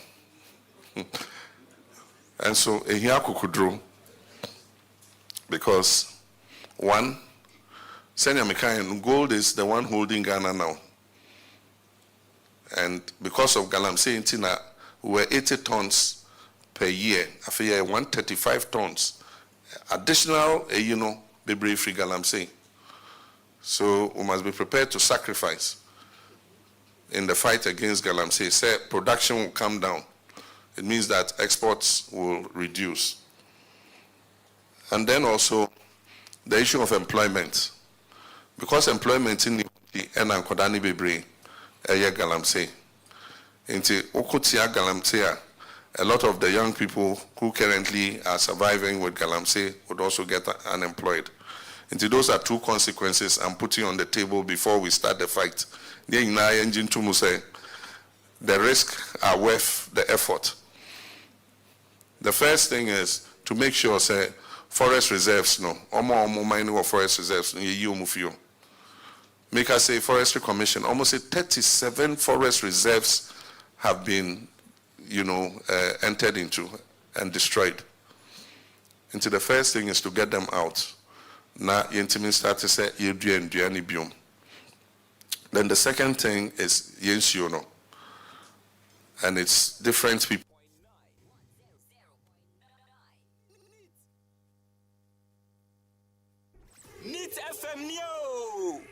Neat 100.9 FM Sune. Enti former president where 2012-2013 and na on my report say the way Galamsey no ebwa youth no. Enti sende President ADDO kwa Kufuado ebeka se onto na no mutu a.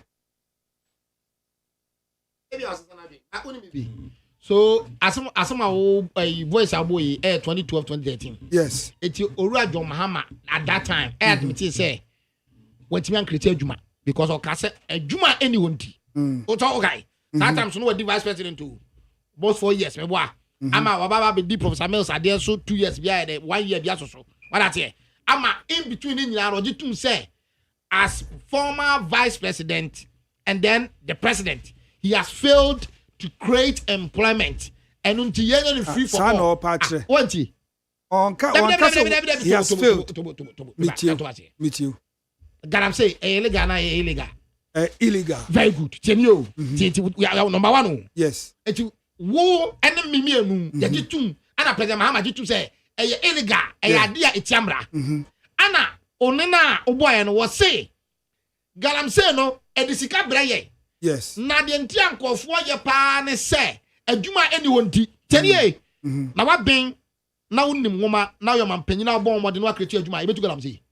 So he is admitting he's incompetent and that he couldn't create jobs and that is why nkofo etu Galamsey na bibi asema ora ma ha meka no ene no de be nkan kan Arimi Yaw Anas a documentary be in 2011 2012 2010 yes or to the Galamsey economy okay yeah that Galamsey economy no and the mayor who say Ghana yetia na nkasa no owura John Mahama any entity for no not on my born rough economy no a was say to no ne ade ade ni nyina no omutimi nye eti Galamsey no a enkofo sense association no aye free for all no and no na as obi ade dey ABBDA because we have sectors of the economy about what I say yeah yes before your manifesto Entebiano, Yadia Babontia, Obi was some member of you know. Hey, I feel a model manifesto. About that, Uji, you see, when you do manifesto, what I say, also your review about what okay, tomorrow review. Yeah,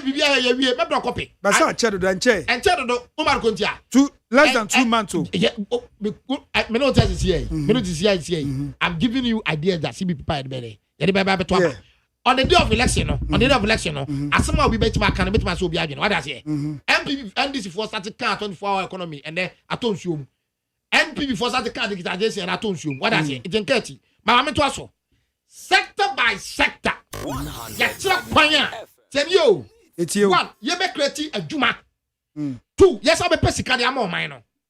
Means what I said here, what I say. And you already Mama then I want you to say, oh, and you many one wunti, and Mabuno, the Muyano, and Chokwemu, illegal, because I can say illegal. What I say, necessary one on we. The upper the Mahama cannot say, him say, no Pachadia, no, I can send you. I saw for you a job on your basso. But sir, on manifesto, crew himself, mobile, I show for license. Oh, but my Mahama can say, oh, me, we are, hey! Search it. Sir!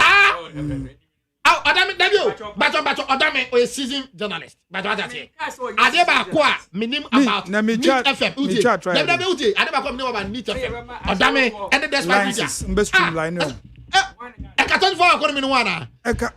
Oh, sir! A 24-hour economy. Oh, I see. Oh, the gentleman say,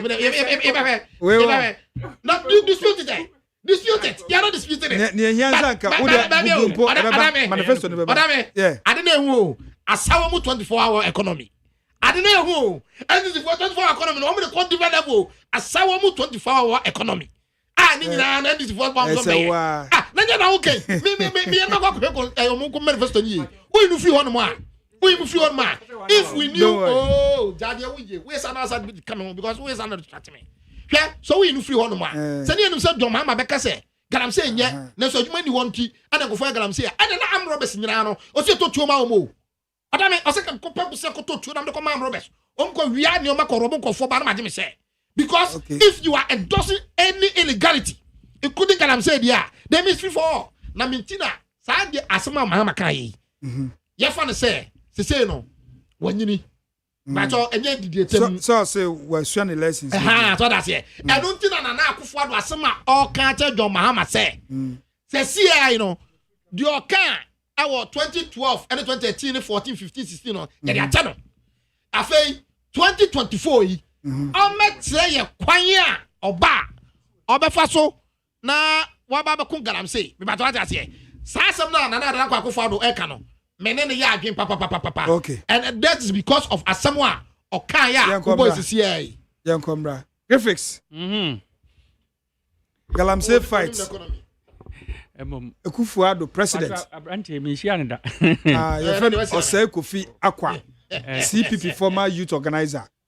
Is it one of the communication director? Sometimes so here. Sir. August I'm so here. And I'm 24 I say me communication director. And because you pan movie party no. Oh yes I see. We say one thing say you resign. By the time Shemusa resign. By the time so here August. But what does here? Oh yeah, who that now? August 20th, your time so here.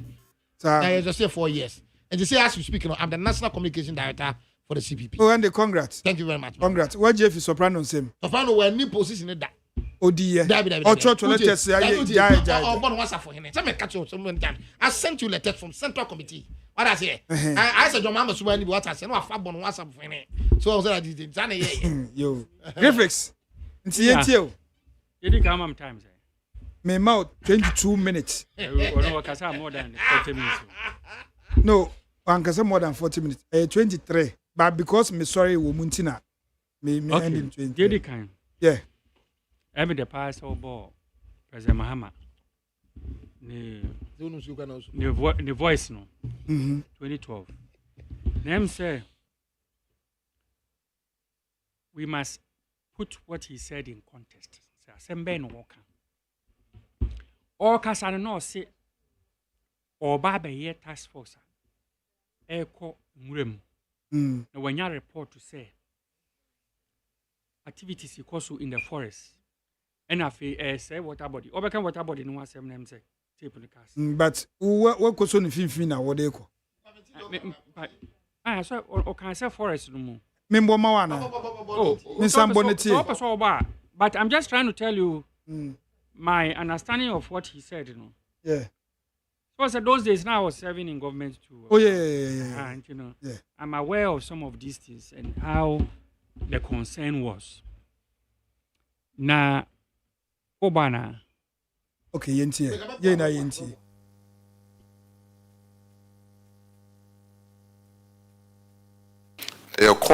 Papa. Men dadamo.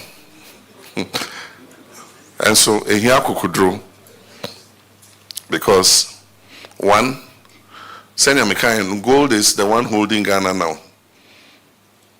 And because of Galamsey Intina, we were 80 tons per year. I feel 135 tons. Additional, be free Galamsey. So we must be prepared to sacrifice in the fight against Galamsey. Say production will come down. It means that exports will reduce. And then also the issue of employment.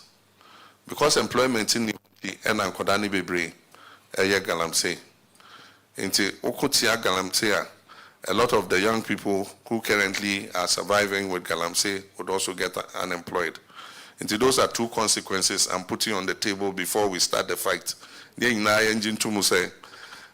risks are worth the effort.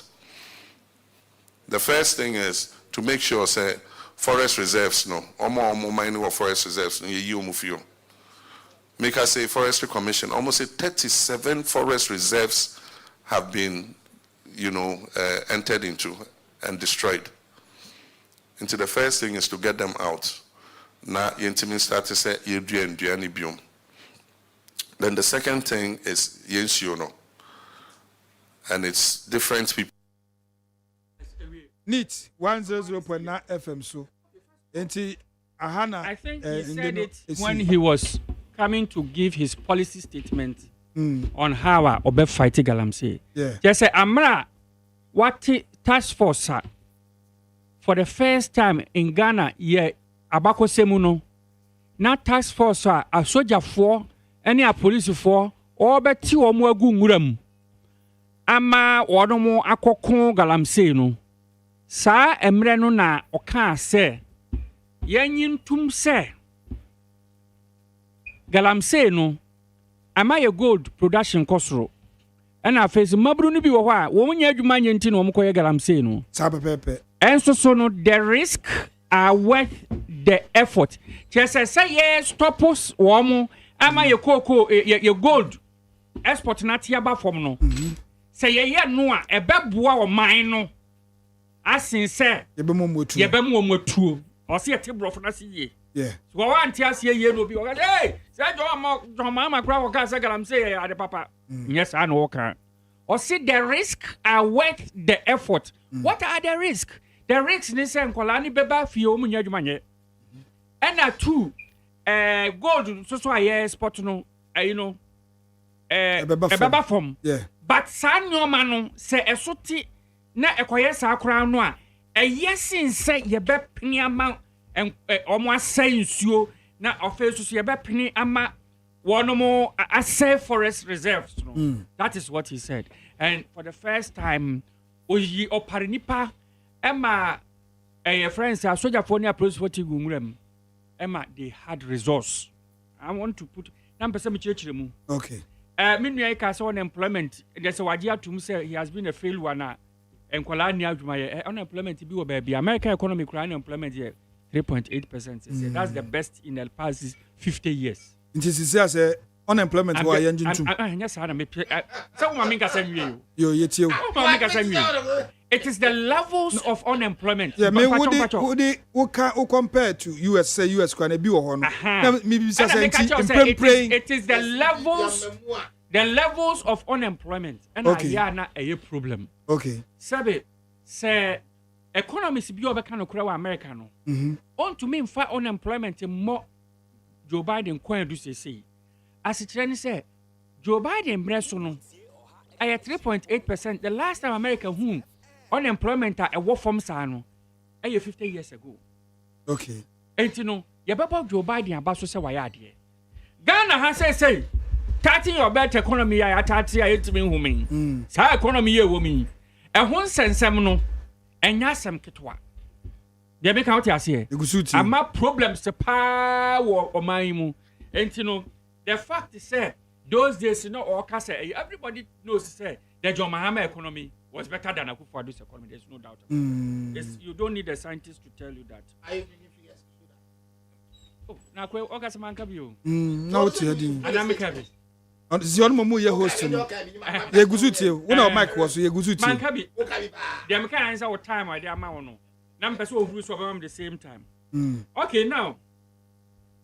First of all, I want to once again, we studio here na me compare NDC performance on Galamsey issues with MPP performance on Galamsey issues. Yeah. Now I want to spend about 2 minutes to do that again. For the benefit of me and some other people, so I pay no more tuning in for the first time. First of all, say Oshe Ghana in Suonwa, Adia Yedim measure the cloudiness and the muddiness of the water. No, your friend turbidity. Yeah, turbidity in the chest in Suono. The case will be turbidity 400. Obi so dear a be 1,000. Just 1,000 dear in Suono. Very good. World Health Organization, I recommend they say turbidity for water. You bet to me a processing idea and kabaya and Kenya around 500 turbidity and NTUs. Na no entino. Your friend say, all right, John Ajakum 4 times. Not ability of 575. And no institution ben or measure how we know what Muslim. Ghana water. Ghana in water. fact, say Ugu or Muankasa say various a year or Mudiaba out and say, Ugula. You find out, say, Omo let us come there in the last 4 years. All these figures I'm mentioning are in there. Okay, good. During JM's time, stability was around 600 NTUs. Say no say stability 14,000. What the infant say? Yen fan compare GM time kra wadodo. There 600 around 600. Uche Ghana Water, Upa Gugu Omo Sisi, at least 2 letters from Ghana Water. Last year, all catcher stability, 7,000. Ubanya another letter bear 3 years ago, catcher said stability 2,000 cost rodo. With Ghana Water communication, Ubanya no Ghana Web, anyway, you a friend say Google Kwao. Oh, yeah.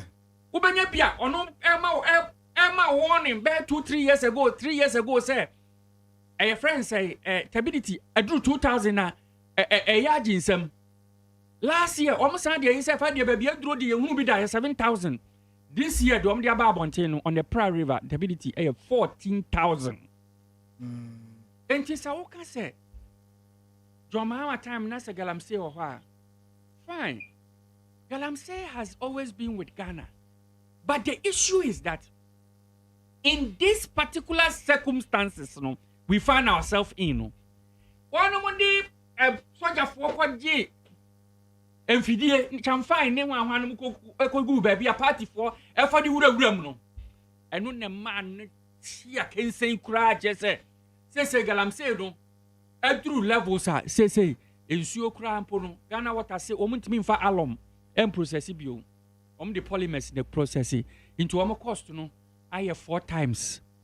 I face so no. Alum no would have been a safer than what they are using now. And see, let us understand. Yeah. Ghana cocoa. Ghana cocoa. Say, John Mahama free so we had 900 and something, 969,000 metric tons. Say it's around bare 400 metric tons. That's what Abba form. Now that is not even the problem. Almost a year say no. The world in certain areas are rejecting our cocoa. Say they have found some harmful toxic substances in our cocoa. I almost say maybe the sanitary and phytosanitary test.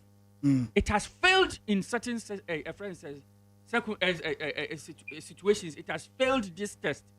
I must say the quality of our cocoa crana first pano near Ghana cocoa there the whole world and on a year number 1 yeah. Says a problem about home. In fact, because of Galamsey, there is communication. Countries are now beginning to test them.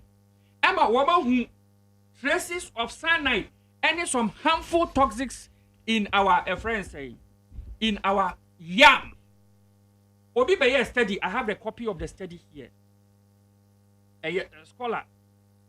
We have a study on the toxins that Galamsey has brought onto us. Now, only my do test here. Test here. And no ma ye do assume to say fish no near the other. Now, if they tell you the things they found now, let me see if I can pull up.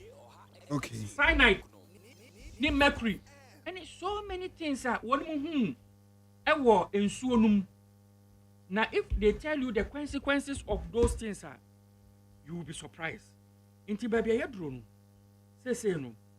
It has become not just an issue like it used to be. Say Galamsey a problem no.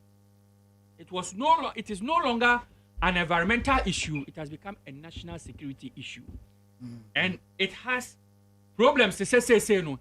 Ebe ma yensu cry no one here just a crabby from monone.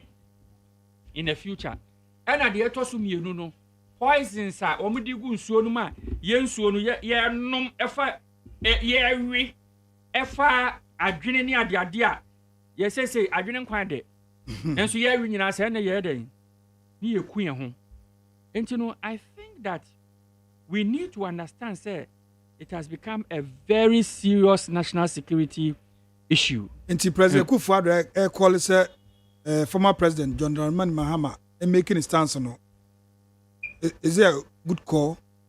Well, to be honest with you, see, if you want to hide something from a black man, put it in a book. Okay. Your manifesto, no, the position of the party. We are John Mahama, a leader of the party. A woman.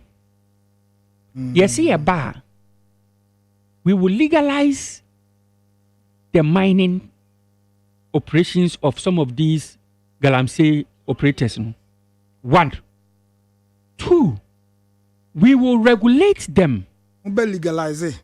Yes, we will regulate. We would regulate that industry. Legalize some more licenses are now. Yeah, but more license. The actual say a certain miles from water bodies. Untimin to you a whole 2 hours says you. Sabi, mining is not a friend say. Enya de bone. Na the way omo ye no. And a money a ya de bone. As a Chinese say one more ye the say you. One more ye the say you new buy. So when you mention one more ye na forest reserve for ye keep say Emma your friends say climate no. Enya papa maye no. They are destroying it. They make out as here. Yeah. Into we would have improved technology. In fact, if I go into the MPP manifesto, you see this almost a very similar thing. So the question is, who is allowing the illegality to continue?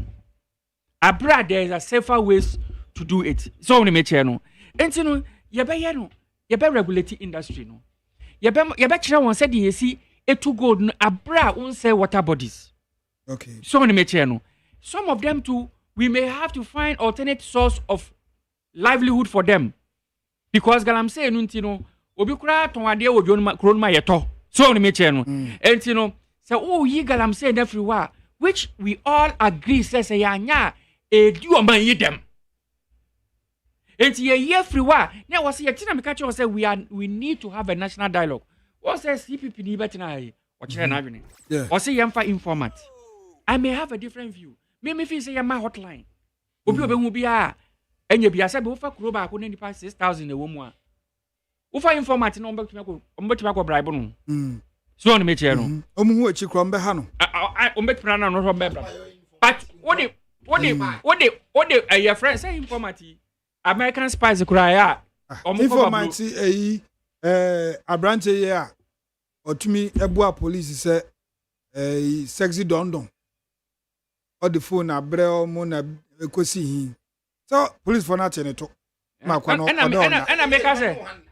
Enya Ghana nkwa US na nsenya akwa no friends former president said ni them classified documents om ko hu ye no. Ebi the tiama aye serious matter ni say. Ebi o hono mo a it has the list of all the CIA agents around the world. We so obi ko clean ho no kra no ko hu no ofa. No kwatoma Russia for. What mean they akwaje $10 million? Ono nkwa de wade agu no hu. Enso so at the end of the day no. Sa microphone you betime ko nyina. They make almost Russia. They make out as here. And you know, but my hotline sabe and obia anybody can call. Until I'm saying there needs to have as soon as the president is putting up the interim measures to halt it immediately no. There must be a national dialogue. Obi amfana adwene kiremra. So on me kire no. Na yentoatoa. De atoso mienu, me feel say president ka say. Se do si kan say chinchira kira osadwo mahama beka na. Ebe mako commentary on Galamsey. I think he has forgotten say John Mahama has a record with Galamsey. The time no, like I told you, stability of our water level so about 600. Say and a friend say over 14,000. 14,000. I make us say why I encourage you to Google your friend say Ghana water. So on the channel, I think around the Pra River. Google see how the PDF. Yana. And a friend says so no. This time no, our cocoa is being rejected. Say a failed test. Our bruchery. Say no, our yam is being scrutinized. Emma omu reject bi. Say no, buy a free Ghana ne bebre no. Say no, one more air reject bi because of chemicals that come along with Galamsey. Now, study na me and say wa ha me de because I don't want to spend too much of my time. Okay, cyanide. Say cyanide affects. These are the things they found though. It affects the central nervous system and increased risk of leukemia. So it talks about mercury. So they found mercury in some of their friends say, and you buy a difference you know. And then a friend say organ dysfunction, the brain, the renal, and endocrine. Endocrine they control hormones no. On say I can say when mo ha dream bebre na hormonal no mani bio. So we money here for. So hormonal no mani bi. He talks about lead. Lead has serious health issues. These are all things I say, the studies here, I'll give them to you. A show said there's a problem. It has become a national security issue. Now, he has forgotten, say, Article 58 of the Constitution vests executive authority solely on the president. You don't need commentary from anybody before you can do take your responsibility. So, election year, and who be super, say 2020. Time ye choose Sano, and as I buy any choose Sano, former President Suka say on Oba, Bama amnesty. Very good. I can say. Why did he say that? And Crawfoso, Kukubu, and so Nama on Suka say, Yeba, Munya to say ye win say fine. Mumbra. Let me explain to you. See, which one? The amnesty. Okay, President. President. You can say amnesty. Amnesty means say obi aye bone na o paper bone no wa kire ne kwampa. That is amnesty. Okay. Abrochire, uko abrochire, you see illegal friends say aliens e wa abrochire. One more ye be more amnesty, ye more amnesty set omonko continue nya illegal aliens. And say krom ha ye hu amnesty president pardon no dey man krofo sa ye hu form and no nya amnesty. I'm telling you, say nipa krono, what intim ninsema obeye, ewo Galamsey hu, ama ya pare ho ntoma wo widiba. O say obeye licensing. When mu dey kwesi line, na so omunya license ni bi o. Wo mu ye bi na illegality ni so koso. Nipa krono be kwaje license aye, no akogina nsuo no hu, no ahye no ahunu nsuo no. Na akofa nsuo san so body amaye. So, okay, license now, then they can regulate you and tell you, so okay, no, how many miles from the water? No, what church? How? Because mining is not a bad thing, but illegal mining, does not take into consideration the health and protection of the water bodies and the forestry reserves. And this is what we are saying, sir. And the fact say what amnesty doesn't mean, sir. Or say oba. Make too much says you. That's not what he's saying. We need to understand that. So now, let me also say, like I said, no, there's a need for a national dialogue. Okay. Now, the Galamsey fight, no. Now, me can say, you know, acquire say. One more kuta ammunitions in this anuma no man. A papa or better last time is also kind the same thing. I don't think say it doesn't mean say bibiano. You say sabi. Besepa any konya high. That's not by answer for. Say President KWADWO started here na ye share excavators.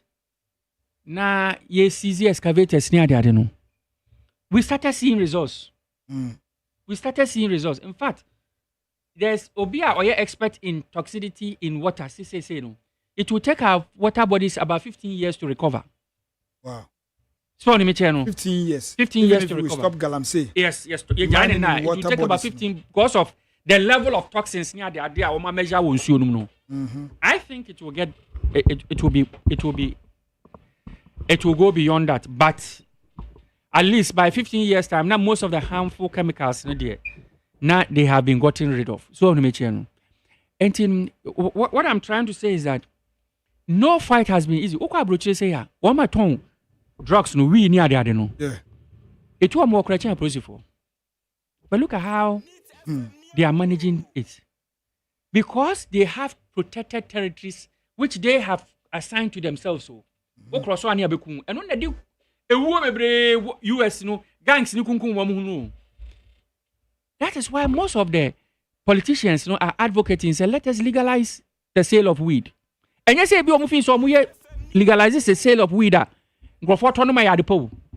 but without legalization and who soon the trade of weed e wa brochire no e nipa ewuo wo ho nyasem ketwa so on meche no omo legalize mo ma na beboa o legalize na ko drugstore na say obitim kotobia and as a shop bi they said your to cigarette utimi kokotobia ebema they said New Jersey ha say red gang na friend red no woman na say Newark woman in charge I fed your baby at home. Do you understand what I'm saying? Okay. Because Crips no are in charge of New Jersey, are in charge of Everton, and Reds are in charge of Newark. Say Crip be ebe Tom be what Newark pet no mokunu o ma bonitu o munya boni papa ko Crip ba ko petu pet na Reds no say you be kumu nipa ba ko no mso enti no ansa na eno no to betwa no makum nipa ba 300. Wow. So ni meche no eno na kofa akumakum ni ba o enti ni sia se enya mo nko na moton na esi se de obi atibi ton bi ukọ ayi kura atibi ton bi a na enti ama a lot of the places now o ma start legalization no akum gangs no because first panka wo pe bi a yesa wo ticket no akoto gang man ma ho no se ukọ a shop bi am a ukọ onya bito enti no ama gang ewuo no in areas of legalizing nyina enti na nkrofo ntia se enti na a friend say secretary general Ghana secretary general UN Ofianan can say you legalizing weed at the BB but the one because he knew the consequence of industrial purpose. Oh no Mpacho. I have followed those things very very well because I have served in the armed forces in the okay question say ehun hia say President Kufado be fresh say you have say Mahama a train adwene wo ho a na so a potential president and I say he has always done that. He's written a book, we call it the manifesto, and in the manifesto his position on Galamsey is there. Launch manifesto no wini ba. A friend say say this is our position on all national issues. Okay. Galamsey Asem ka ho. Dey make say so person dey see nipa bibini afase bukum. Anti NDC dey see Muhammad dey say Ninkrofo na nkenkan no maka cha president dey kenkan ya ka kire no because no ni adaje so me make president asem ye careful wouldn't be ntia me yesa no because it tema himfie enti no me buade so no me kire no enti no ya na me mpese ma no betia pani enti ne da bia me ka say ne handless no his handless should have known say our position is already out there and you've running mate so Ebekasa I say we will teach you how to mine safely, which is everybody understands that mining is not a bad thing. Oh yeah, but you need to do it safely. You don't need to do it to destroy water bodies. You don't need to do it to destroy the forest. You can mine in such a way, say you can have responsible mining.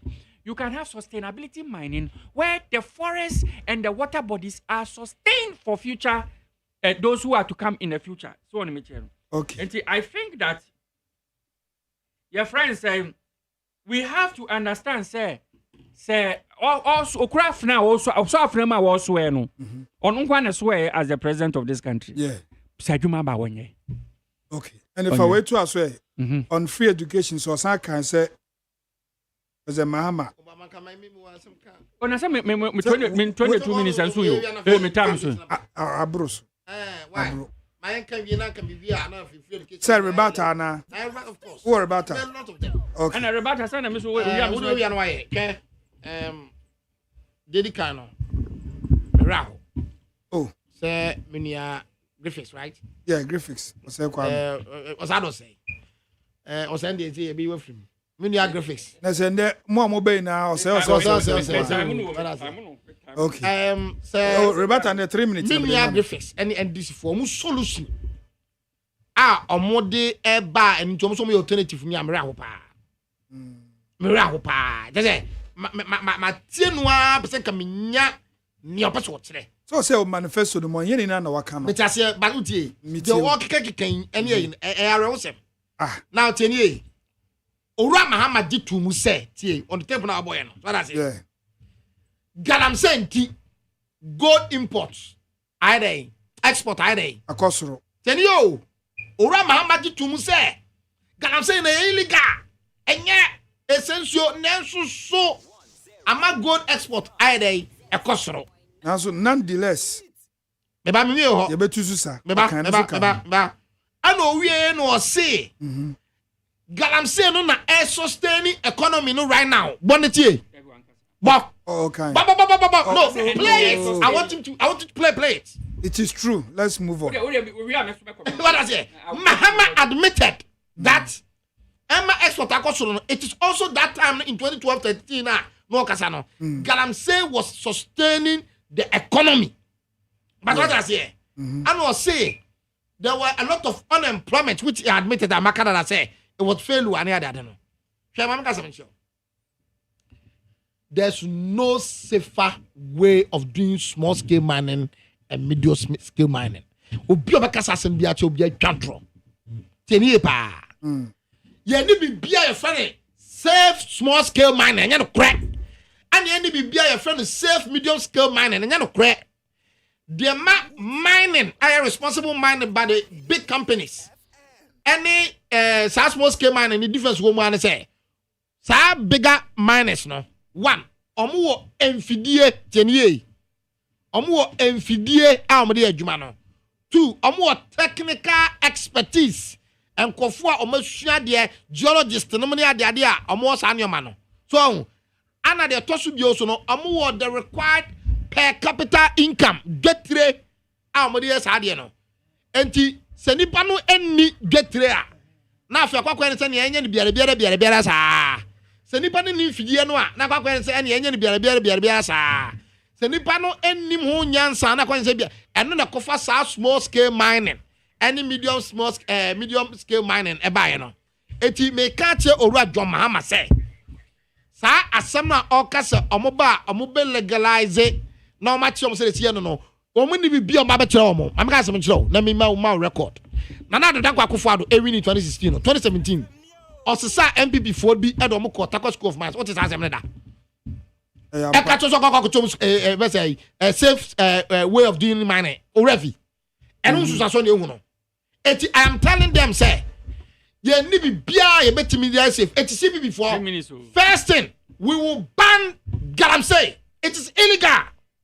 Tell you, see before you buy ba you buy small scale mining na and only you say e idea or mine any idea na when you give face just more kind our contract to Mama or say Owura John Mahama ji tu mu say cocoa tons na you produce no akofom so odi tu mu say so can say I was referring to this time not no, but you because of Galamsey. Yes, no, that's what I'm saying. What I say? Yes, say very good. 2012. Very good. It is said, Owura Mahama endorse Galamsey 2012. One or so. What up? I don't want to take up na. Tape was say. What Tio. Never. Yeah, my import driven economy. Me boy. The abai bia policy be export. Let's add it here. Ana Owura Mahama say. Galamsey no nti. Say go do the kwabro to the doso. Yeah. Endorsement and an endorsement. T. Na oka free baby. No, what the brief. Oh yeah, me sample voice. Voice. Obieti. Let's ask mama kai. What about? Your papa. Men dadamo. And so here kukudru because one senior Mikayan gold is the one holding Ghana now. And because of Galamsey in Tina, we were 80 tons per year. After year 135 tons. Additional, Bebre free Galamsey. So we must be prepared to sacrifice in the fight against Galamsey. Say production will come down. It means that exports will reduce. And then also the issue of employment. Because employment in the Enankodani Bebre, Galamsey. Into Okotia Galamsey, a lot of the young people who currently are surviving with Galamsey would also get unemployed. Into those are two consequences I'm putting on the table before we start the fight. The risks are worth the effort. The first thing is to make sure say forest reserves omo mining of forest reserves make us say forestry commission almost say 37 forest reserves have been 80 These are the key points. Also gold. That time no and a sustainable economy no. Gold in the no also free Galamsey endorsement. Yes. Gold we be now so before and so to also gold no free Galamsey. Yes. Increments now bad. And if you 80 something call 100 something endorsement. But what good. And what you to say not or vice president. No vice president. I don't be a president, but said the no one here to turn your money into no. A man who from the man yet to make what I'm saying. Oh, please. I don't want to. Maybe said your mama. At the time, I now do 2 seconds. I'm saying, and there's social economy no. Like the culture sector, we're in for. Maybe so. That's what the form team. What I say? What about the fisheries sector? What about the construction sector?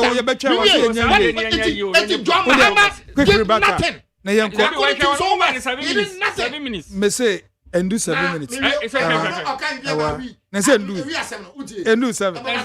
Me say you come me say me no na kasa. Una. Una. Okay, dear Yideka mpacho. Asema John Mahama kan say. What tax force wa? Odi soja for na police for ko gumurem. Yes. No ma pam Galamsey for no. Na mom no, my entias say. Ye pam wo mo no. Say gold, 130 something ayi. Galamsey amana drew 130 something ayi. And 2, e mabru ni bebre, wo mne adwuma yenti no mo ye Galamsey no. Nanso so no, the risk, just say, the fact is say gold no beti aba from. The fact is say ye be mabru na ja Galamsey a, sabi wo manu aduane bi betimi abo wo mo no. And no ye more mine the risk are what the apps are brofono na ne say akoye problem yo. Brofono kan no. And akoma problem abey. Or say the risk are worth the effort. Just say despite say and Obama ye go the turn abroad na and say Bruno enya anu aduane baba mo no. Say eno kra mpo no be sia. Worth the effort because forestry reserves no almost say no. What about this problem eba ho enti no e was say you sacrifice the fight Galamsey. The free SHS. Thank you. President Mama should come clear on that too. But na say rebata me you. Yeah, it's okay. 2 minutes. 2 minutes per. Enti no I think it was important to say ye chirem so risk worth the effort no say nko kan ho no twi. Gwam say no Brofono kan am a problem abakakra so on me chero. Okay. Obeto nanum tuo. Why John Mahama na President Mahama? On free SHS. Oh, na free SHS we stated the position say ye ba. Only why we are coming President Mahama. Yes, we are coming to SA is the party. He is running as a flag bearer of the NDC. But he takes the decisions. And I make a choice say the backstop with him. President Akufo-Addo President Akufo-Addo you say Abewa opre. Menkaso obewu. Me party say obe free aben mu. It's an idiomatic expression. Yes, we all agree. Ono anim said the eba no. Ghana for betu etia na ma say. No ginabi. Oh na say the party belusu. Okay. I mean see tuti NDC atu etia me. So me nyina bi. They make out here. Okay. Very good. Enti no enti na make say ohwe manifesto no a ye free SHS no.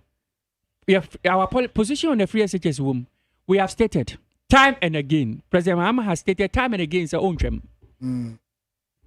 Name no, obe review. Na traffic lights in one no man abba say nkola spending more time with you class in school no. Obehwe no wa hye no ma. Na ya abolish that. You sure nkola spend more time with you in school. Oh, in fact to be honest, me ban pacho. Me ma bebre kobi. Almost spend time with facing school. Say no na I improve. Say it has improved from where it was. But to be honest with you, first panel. Now the time they spend at home. Somebody did started here no. Started 2017. Started 2017 2018 no. 2018 me back obi. Oh, na then I mean there be am hwenkola me my 22 me am ma wo. Enti ma menya interest because enti sa. Oh no say sa na wo ka. Opinion no what I'm trying to tell you is me say me back obi so me monetize say no and there has been some improvement me say 2018 me back obi and me so 2018 so me back obi and now otenefie more than say of school no otenefie more than so because me buy one why say as a host no you more or less position yourself as an argumentative. No, to make a point. Can just say, but I've it's lived not it. true. I've lived it. First of all, free exchange. When you say, for. said the bare 5 years and we had a policy document. Do you know that? Yes. What responsible government will do that? Oh, yeah, policy document. No, don't jump where you started. And number 2, the free SHS, no. One more about the is the IMF and the World Bank. I'm about free SHS. What do you say? Yeah, almost say a bad policy. Almost say it has affected the learning outcomes.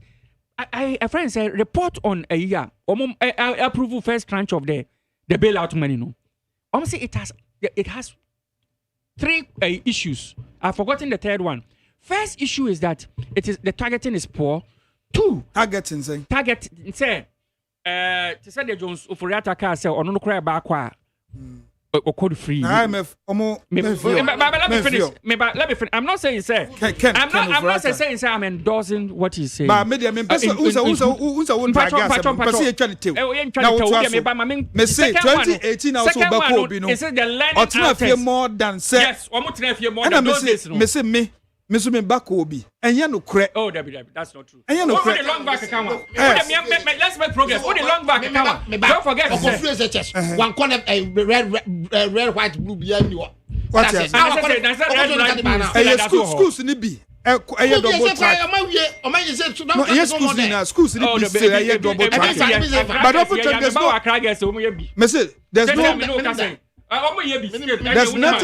there's nothing wrong with double track. But that's what you are saying. Yes, that's what you are saying. Tio. Mobia can say double track here at the phone. Adame, my friend, quickly. Because school in the early 90s and 80s, in late 80s and 90s. You're quite a area, okay? Oh yeah. Primary no. Yes. So what is he talking about? Basic in America. There is a lot wrong with the double track. First of all, announced free SHS. No? It came with a timetable. Yes. The timetable was a regular timetable. Yes. Do you know why it came with a timetable? Because there was no policy document on it. Obi anticipated say nipa no ebebro school dinosaur. Yes.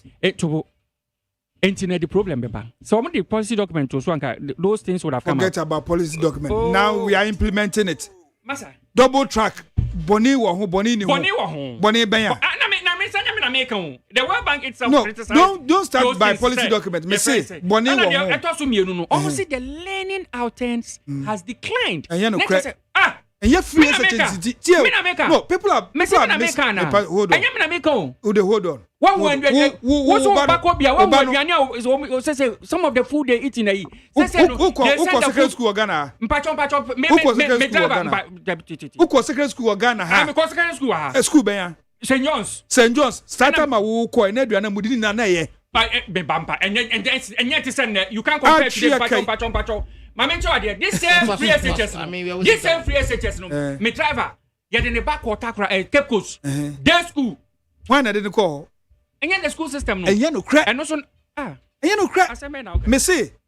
Tie me ma me anu free SHS. So I know what I'm talking about. So we want select here, nobody will place you anywhere.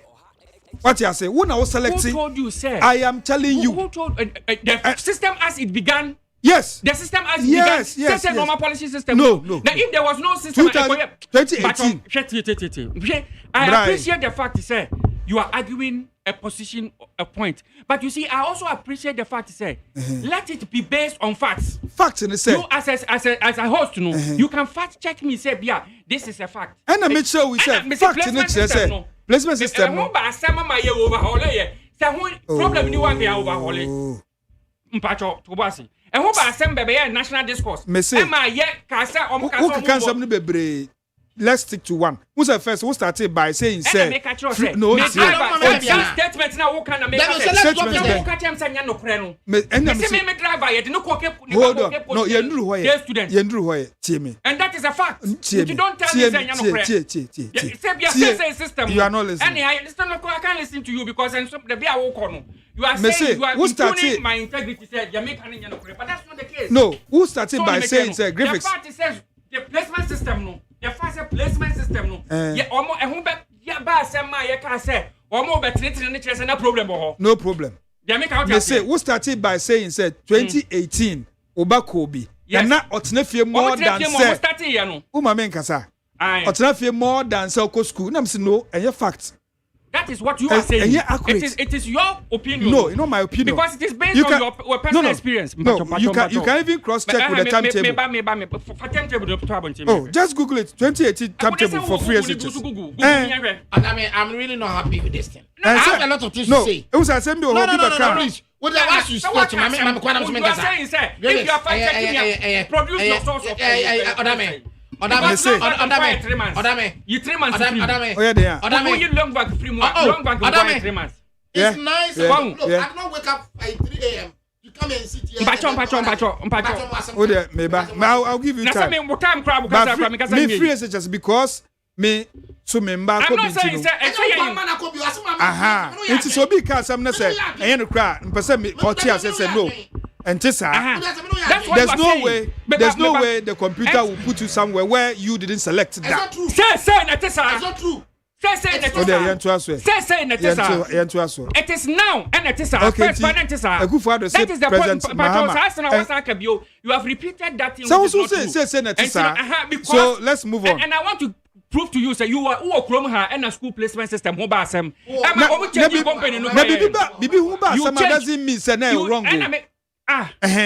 Yes, what one lock then say obi be wia one say one lock na na change company no cry school placement no that tells you there were issues it what did next Asem can Asem say make and that is 2018 2019 member me look enya no na make enya no Asem na make placement in a day school no na make no na me say who dem me pese e be call yan to aso me say what who dem why your fence wall why security whatever na kronfo be wia what doesn't mean say system no yet but still you improve.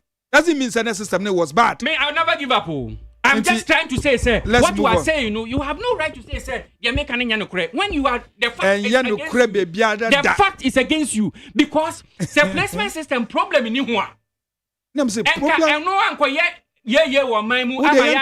problem. Let's move on. Your company no crawl, no crawl, Emma, your friends say, add the new system now. Let's move on. If it broke, don't fix it. The problem, new one can fix it. And say, and so they compare and said, "No one select here." That is true. No, this year I have 2 children who went through the selection process. So we can move on. Almost selecting Ipabe 9. We can move on. Almost selecting day student within your community. That is what inform select say. And I make that's what I'm saying. So this time, Ebia parents didn't get involved when the awards were selected. When who started? I'm telling you that when the school placement system started, when the school placement system started. When it started.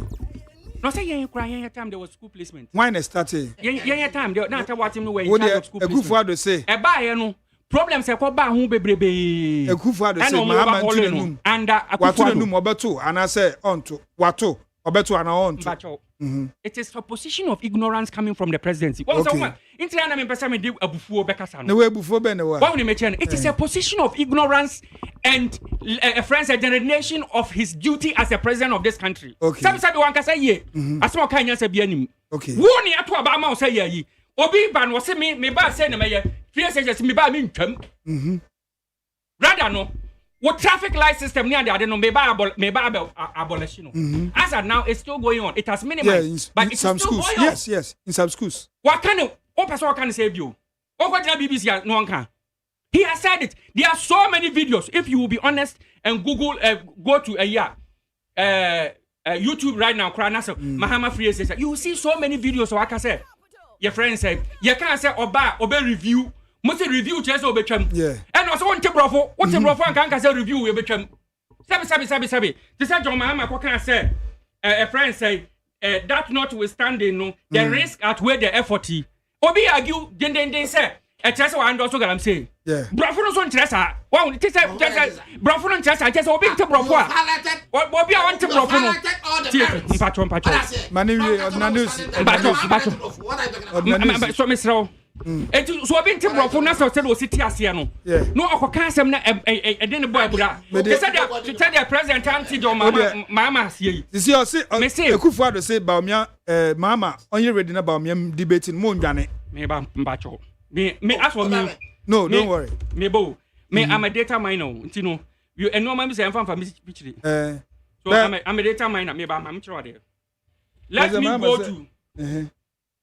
You're going to equalize it. Mahama should rather debate. Mahama should rather debate citizens on the economy. Yeah. Who said this? Dr. Mahmoud Bawumia. The running mate of the New Patriotic Party. This is 2016. Okay. The running mate of the New Patriotic Party, Dr. Mahmoud Bawumia, has advised President John Mahama to debate the people of Ghana on issues of the economy, as they are the ones well acquainted with the current economic.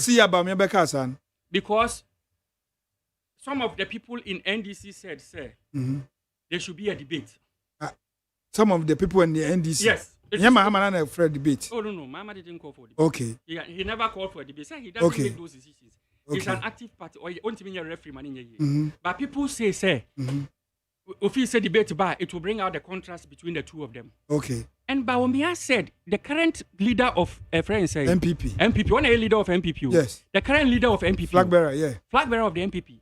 I can say Mahama should debate the people of Ghana because Omukra economy omati your friends say what has changed. Onkoji President Akufo-Addo onkoji your friend advice on one in 2020 me say onkoji advice the leader of his party the leader of his party Dr. Bawumia onkoji advice say is it really make sense to say he at this point should be calling for a debate. Why do my fool say Ghana for bracing? Is it 2020 so President Mahama calling for debate? That's not the point I'm making. What I'm trying to say, calling for a debate. What I'm trying to say, I am here. I am here responding to what President Akufo-Addo has said. Yes. And in so doing, I'm telling you, say, Onwani, the boss, say in the party, no. Leader. Bawumia, Bawumia. And a leader. And a leader of the party. The boss no party. Good. And Bawumia so boss no executive. But the boss, Mahmoud Bawumia in the party, has advised on how these things should be handled. Until you should just ask him. Okay. So when you ask him, he will get sound advice. And you see, when these comments are being made, people underrate the anger of Ghanaians. To be honest with you. Now, is it wrong? Is it wrong, Sir President Akufo-Addo calling for debate between Bahama and Bawumia? Is it wrong? Now, time no more. But Akufo-Addo, Mr. President Akufo-Addo, the running flag bearer no. Yeah. Nkrofo said there should be a debate now. Citizens were saying Sempacho. Oh, that was in 2012. Okay, yeah. 2016 they didn't debate. Okay, I say 2016 Nkrofo every debate, you know. And Dr. Bawumia can say, your friend saying, Dr. Bawumia can say he should debate the people no because I'm suffer my I say 2016 suffering no. Yeah. Say I had the Gantuan. So far, no say, I wanted the near 13 bet no quite me 13. Say, you're 13 into me home. And this is not just my credit. A cabons, no. Just say, be a and say, no. A brand cry more than 2016 and no more. Oh, that's not the point I'm making. Some me no, I'm telling you, I'm commenting on an issue. And I'm saying, Monkwaji advice, President Akufo-Addo, he should be apologizing to Ghanaians. He should rather be apologizing to Ghanaians to say, what did Ghana for him? They say, oh, for baby, Ghana for say, it's a debate. This is not the Akufo-Addo we voted for. It's a debate between Bawumia and Mahama. I'm not passing commentary on the need or otherwise. That's what we want to know. That's what we want to know. Yes. No, you won't get that from me. Why? The point I'm trying to make, because I'm not that the friend saying debate, you know. Comparison no crash shouldn't coming from where it is coming from. No. It has no credibility legs. I know my level. It has no credibility. So part say nya no yonko no. Okay, say time omo ye the day 2016 no. President Mahama say he will take lectures from somebody who has governed this country before. Yes. Because they haven't governed, they have no idea what is involved. They've had the taste of presidency. And because say they have seen their level. One more buy a friend say the economy. No, why vice president paying? It's a danger president. I'm very no debate. Because 2016, we say when you're president there, you've not come near or closer to the presidency, so you cannot debate. To see, to papa so and to papa so na account. debate. See, as we tested the seat of presidency. Over 2 minutes. I'm without interruption. No, now can answer. You are beating about the bush. I'm not beating about the bush. He's interjecting me. When President Akufo-Addo took over the helms of this, the helms of this country, our debt to GDP was 55%. No debate. Say 93%. No debate. Oh, Master, Mami Flow. Me say you can't compare their presidency to your mama. Sir, school. A friend says, "I told boys." A friend says, "Presidency way to." They are your mama be Ghana. I want to make sure. Say no. The new finance minister has said, they have put measures in place. Now the GDP, debt to GDP, no could do 55. Well, under John Mahama, they took over an economy that was 55%. Okay. I feel no more targeted John Mahama levels. No. Inflation. We had enjoyed inflation up to the tune of a single digit under President Mahama.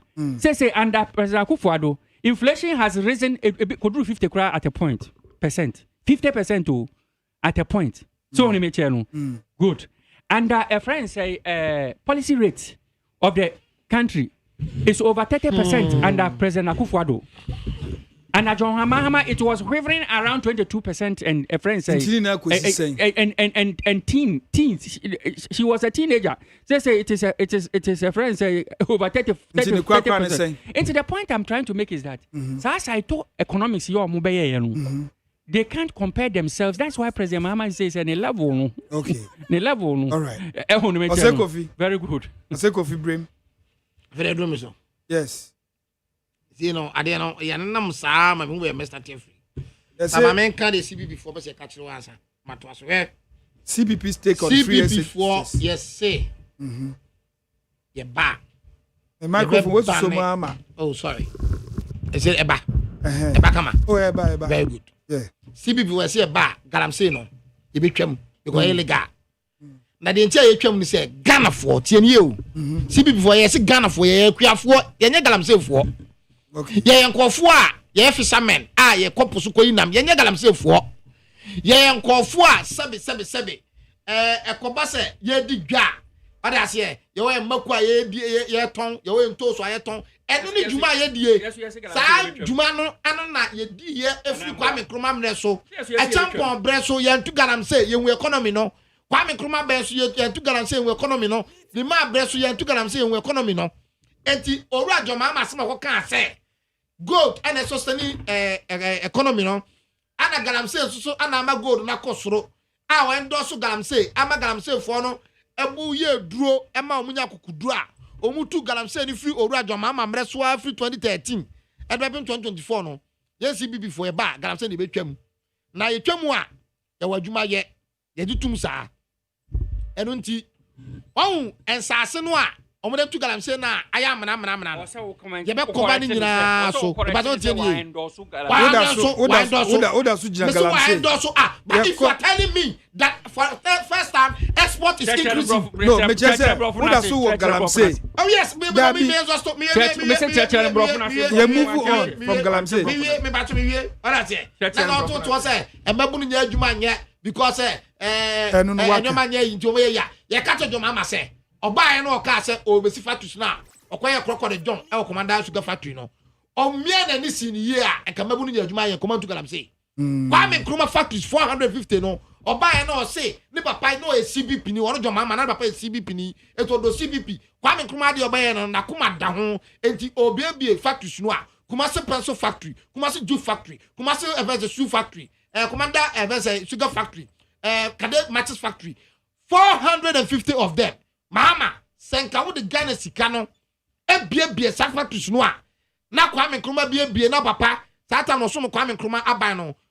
would biebie factories no a enka mabunu no ankwankwankwa Galamsey yes CBP for yes ye ba ye nkofo a ye adwuma de nye Galamsey CBP should take on free SHS on stance on free SHS before that so I debate my main debate ni bi debate was the last one I'm confused CBP for anything free education yen de buy tie ba yen and the basic compulsory school e buy as at am so one school na ya bofra ye be two fruit fie o ma me nsem oh from 1952 constitution the shame say one ka jo go and find out the forest for public your mama go school free Akufo-Addo go school free school bear in the north school bear from primary school in the north no to the university I'm telling you me say in the north wait you see Griffiths I'm to say maybe when it comes to my party ideology and history I can tell you something well vested me sure you my said that to boss free I don't for my phone money for what I say Nkrumah nya this year Nkrumah nya obeba this CP before the free compulsory school from basic level senior high school no and o class secondary school no there sika aban no e school no edoso enti koko boye teni o koko boye enti ba bia koko wo to say Asante region no money Western region me ada ne there omuntua ebi na aban so mas na mo mesrem there e be free but o university na free na Akufo-Addo go school free at university. Now it's free. What I say? Who told you that? Please, that okay, what I say? Professor go to school. Give us quite work because who goes to university free. See? That is the job of Kwame Nkrumah. So also. And to the air can say, see me before if you take on free senior high school, say. What's that mean? Me support the newly introduced free senior high school of Akufo-Addo. I wide now. It is meaningless. 10 years. The free senior high school is meaningless unless it is linked to a free tertiary education. It's happened for you. Akufo-Addo free senior high school no da ba no. Sabe elsuni faso bia kopem say. Ye be ma ntoaso school a we secondary school a no so free. At the country ICP before I kasa and say yes ye ba. Ye be ma obi a okontoaso school bia no I free. At the country ani ODAME. One will be a when we secondary school in Esda. So Asem, when we will be a secondary school, some NS won't be that. Oh, we are secondary school. David on quiet. We are secondary school, free senior high school. While we are nursing training, we are secondary school. We are also NS. What be that? NC. One will be a secondary school, why Doctor Da. You go suit you. That be me. So was some little to come. Make us out here. Me see what will be a. We are secondary school, Doctor Da. What will be that? Unyano. You go suit you. Me say was some. I tell for to do be sound ebi wo ba bia peace FM that's part ya kan tikasa eti ba so make wo ya no na mo so yu obi anwie secondary school a doctor obi anwie secondary school a teacher obi anwie secondary school a journalist enti Ghana for yensi people for asema ya kan say kwapim say ye be man to aso school no a wo secondary school na akwana ababa be free no free senior school no for so be any so because maybe free senior high school we are no manya throughout me science me qualify say me come medical school na me be medical doctor e be so me mind yeah me ma me ne be papa sika o mo de boa me amako medical school no me ni bi no first can one fine enra me ti ho me frame say me ba wo we school am so be tira de no admission na ba enu nti I was say na ekotua na enra deadline na me kan me because na me say ebe bana am say aba but dead na nim eno am kopo ebosia 50 million 5,000 tell you eno am kopo ebosia 5,000 Ghana cedis ana me de money say me bana opeso ko training college no yam fa konko tua school fees na dey imagine say bo chow solid me am very proud of me baba no so that say but imagine say that time no me ko ho ana ni ba bo bosia so oni ska aka me bana dey wakafie wakofi senior high school ba kofi senior high school we no so be the bass na dey na also betina ho ama oba kofi senior high school awie ansa na wakope bosia ade be tell the finance am free senior high school who put 50 million wa won't me for buy enter free senior enya no kra me wo ka bibia be argument enya no kra no graphics enya no kra yakọ tell me kano ade be tell the free senior high school buy de ba yes say emeboa wo fo na wo so prepare say wo pese oba no to aso a wo discan a wo use na aboa no see be fast one can say nipa bia etu yo wo so ment na ho see before you did any oh graphics man get your we say oboa me on front tuga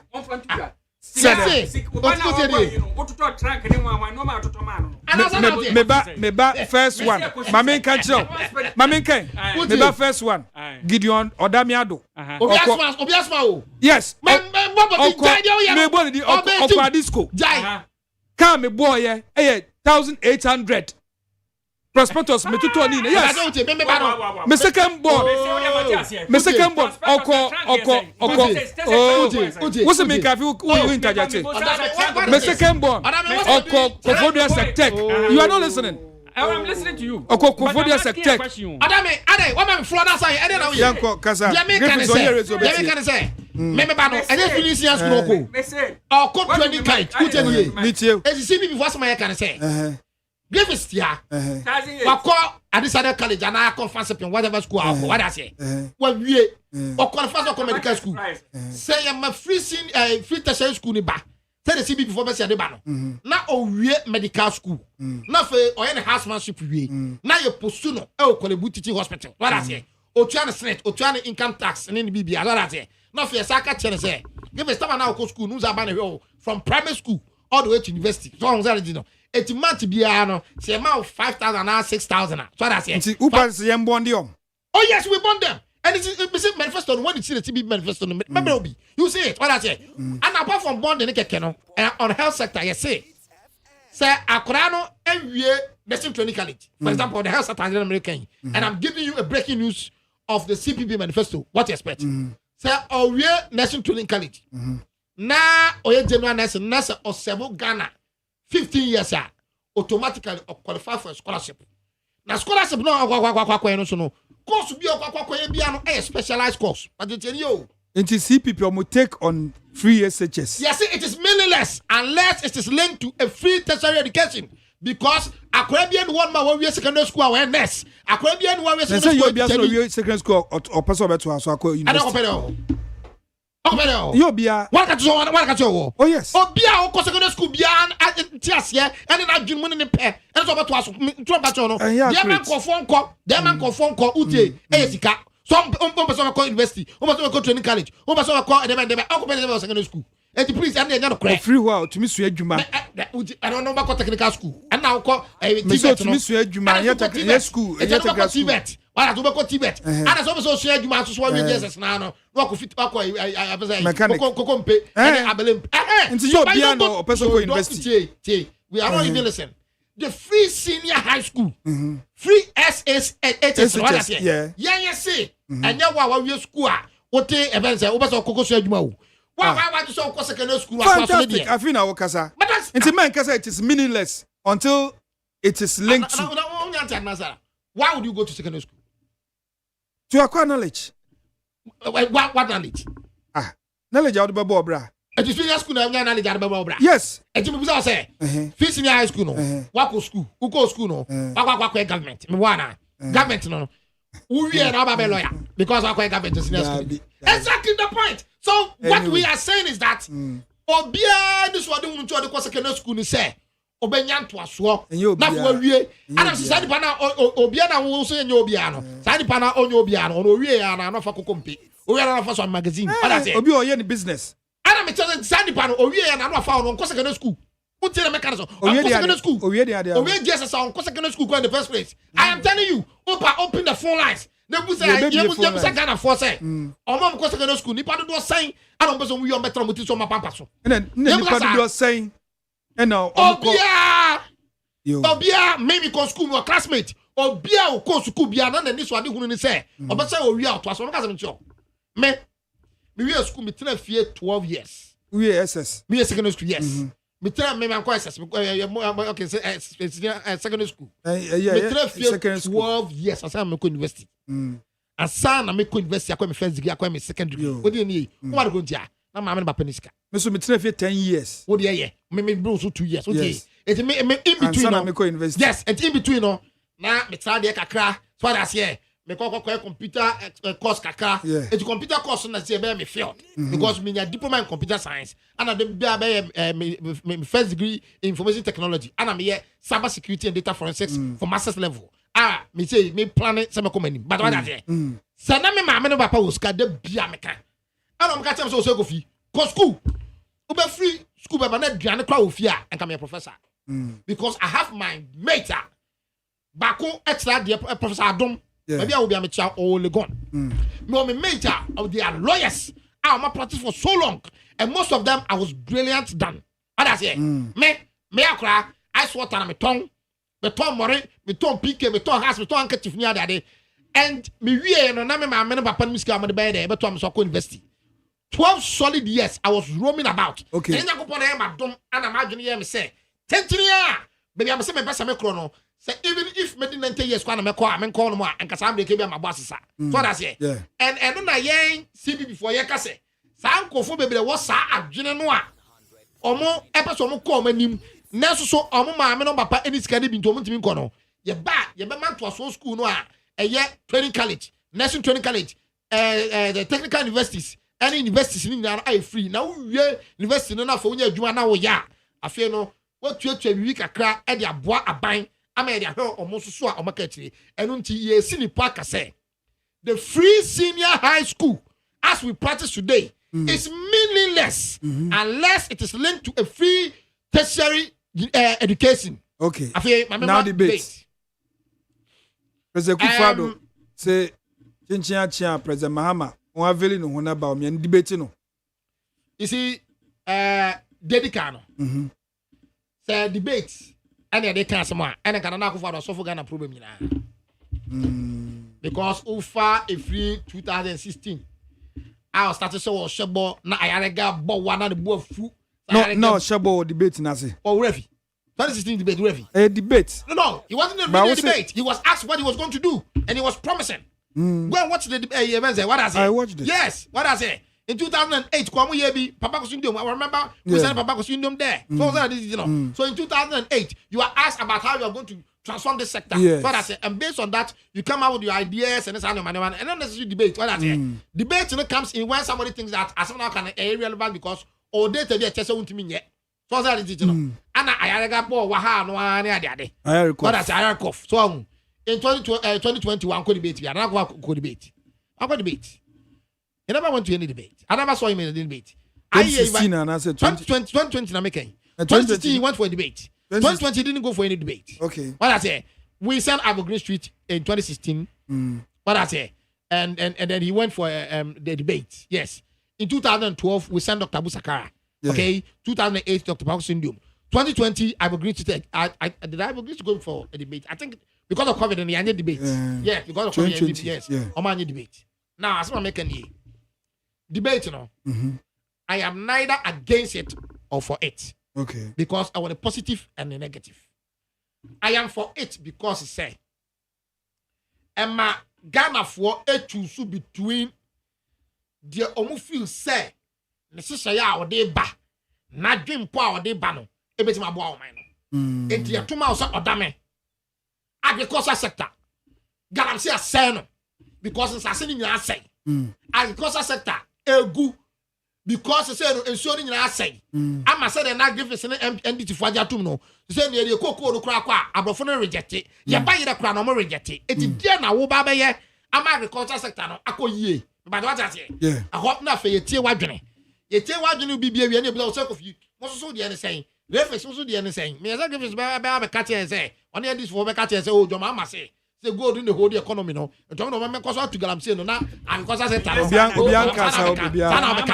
I'm predicting you sana America so that's it yeah we are near coffee street also predicting to the train I'm predicting no what I say yeah we are near coffee street yeah we are near transport who do kasa bebe yeah we are near transport and debates in seeking political office are very necessary yeah eboa amanfo no etimi etre ehunu de mo pe as wa ko jom inform as wa ko jom no be pa na de way 2 cities way 3 cities way 4 cities what adekro no o and ma wunu say ade we ni buo ni afa ko suso mu hwe say okay we dey say 2 cities no papa to say 5 cities there no ana 5 cities say papa to say 10 cities na fa wi a o to ade no a wa hu say ade a wo to yi de ampa wa to ade pa wo pe eti debate no de eboa niempa de esa to so bi a e ma me sada and the debating to be say over the years.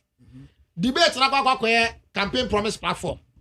I want to sub back see ha yani e ka asem ya ba ban mu a na akoda no bi fufuro enkofo bebre kase na akofo da no munim no debate amohwe ye ene nsem okan no sasa na akofo do na tu sasa mre pa no a o se kan na by now it's in New York.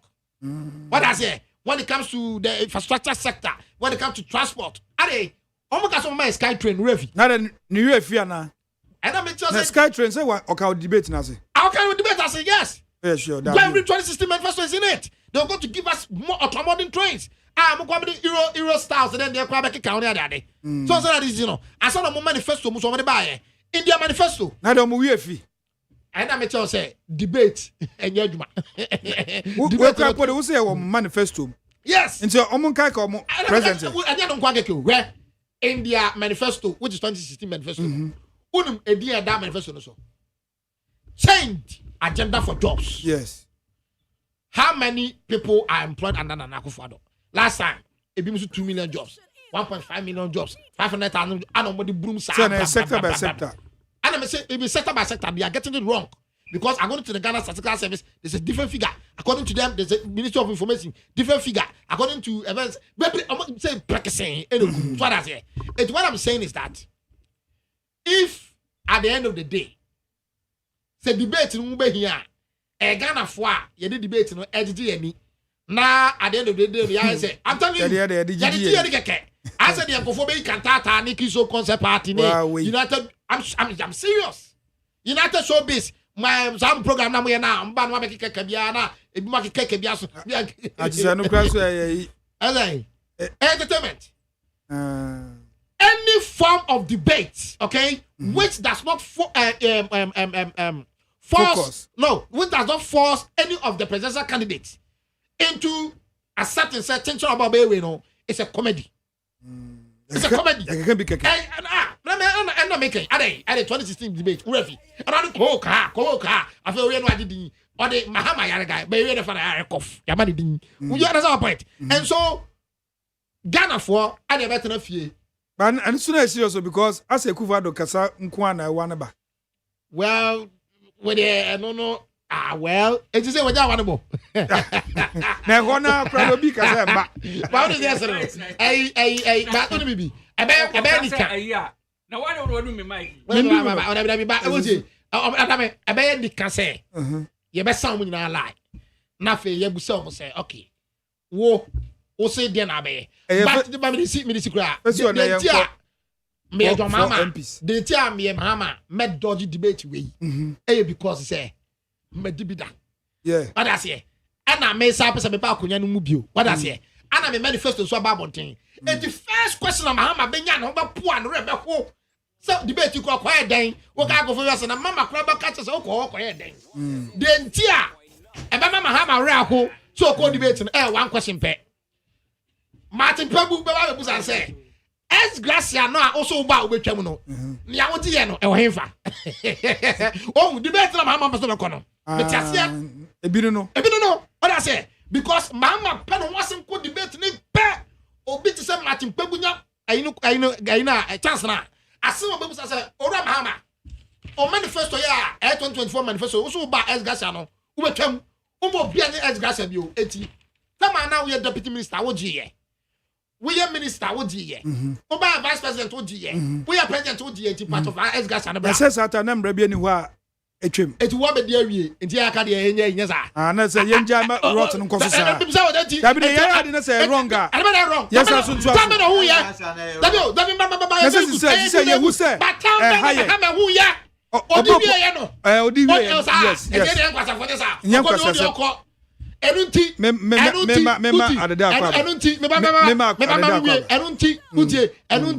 ana mahamenti ana second one me ba me vie omo wa ibi omo se operation recover all loot what was I okay oh what I mean me no di ko omo manifesto no omo se operation recover all loot all right yeah all loot yes 2016 mama check cars and my girls okay nti mu beji ana gas am obi a gas am o sa check gas actors ni actresses ni enim bagas gas no and your official I'm telling you you're from Dos from Mahama your official you're from Dos from Mahama salute no I do masika to no salute to the masika to no sanka se no masika to no e to people say John Mahama say John Mahama people say John Mahama na sanka se no a wo de che actresses ne ayinfo no eno so kwa kwa dia na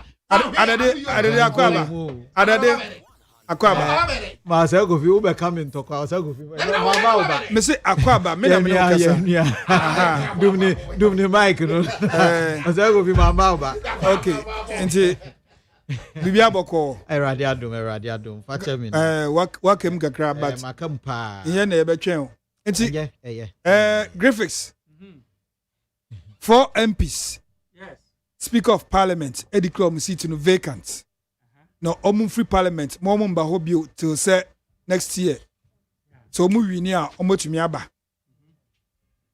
ena afenyo marking the court the court no Supreme Court so the ruling aba say Speaker of Parliament aye Kingsford Manor Gbabin on stay execution just say ruling no dia manu want to also execute na NDC led by Haruna Idrisu and Oma hint Tuesday omba parliament no push that motion no the speaker ma 2 days Obama ruling na Oma ruling into from the NDC baby am start free here and baby as see Supreme Court abehwe so no your take on it. Well, first of all, NDC na started Yideka say in the 1992 constitution yeah Sebeya ebebo political parties ho ban. Ebebo political parties ho ban. Ama obi emfa wonomo party din enkoji tumi metna parliament. Ebi a otena ho na edi be se mfie mienu so mfie miensa o. O se me de macross carpet. Yeah. Enti no menye party we mu nipa biu na ade a ema no eye yin se constitution no ema sa na che se the fact is we cross carpet no na wankasa what sorry wa konwa no so as a train say what sorry wa konwa no so say we yen sa we yen sa bacho mo amenyi Griffiths yet o sa we yen sa na ye wo bro da bi o se ko fi no ha adwon ti focus ti o wo de na ye tie Griffiths ya tie me no wo ka sa me ha adwon oh jai Griffiths ya contact with me you know me free SHS debate me no position o gina nti me mpi no so on me tell ono ase ne mba bebre Griffiths ye tie yo me say mama ka say I will me pacho mama kama say mo yes the woman say nti 1992 constitution no ye de hye se ba be protect political party okay na de ntia ema 8 minutes na wo kasa ehu be hia ye ne say se ekoba sa no a na onim se ankra bia ni ho a se me kogina wo NDC ticket so a ewo ebi a voter region me nam se magina NDC ticket ntino na makodi nkunim okay ebi a enya me nko a manim de ana se manim onyam entina ye de akonwa ne maame entino so omokoye sa na che party no ewo chefa ewo parliament awudinim yeah as kire say ono no na wokogina ne ticket so a en ebinum wo ho a senka wo get party no anka wo mma ampa sanate entino se wo so wo be cross carpet a na se watu ho ade so sabapepe we na kan constitution na kan nyama me kan article 97:1 good 97:1 so we are such as a watu ho ade so good Ena Professor Michael Kwe. Ne penso. ABC sa. Yeah. Ena General Secretary. Aye John Boadu twro ba ye say. Abrante bi eco independent. Na pe the independent na wako no. E chese watu no ho ade so. Enti ama say Professor Michael Kwe enyi na yi enyi free list so as parliamentary as a parliamentarian. And my mefa we nka on kakra bi.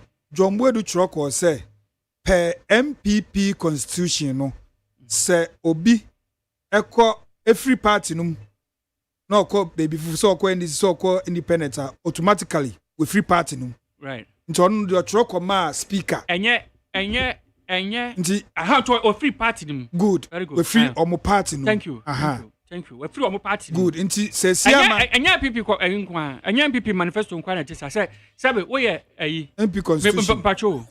Say ukojina odododi odio. Na say we ye NDC ni. Na say echina ukojina odododi odio na ujina wa MPP tikita. We free NDC. Okay, say when this constitution so na say no. Na ujina independent kura. We free NDC. Yeah. Say na tie. Enya yinkwa. Ya me kan tia say. And these things are to protect the political parties. So obi me fa enko parliament na afi wonya de ope. Enti ekoba asa no a ayi Professor Makokwe ye he otu omo ebi ni pakro no free parliament e ma na ye. Okay. De atoso mienu. Notice of pull aba. Chese asema senior obente wo makogina party fufuru. Yeah. Anem.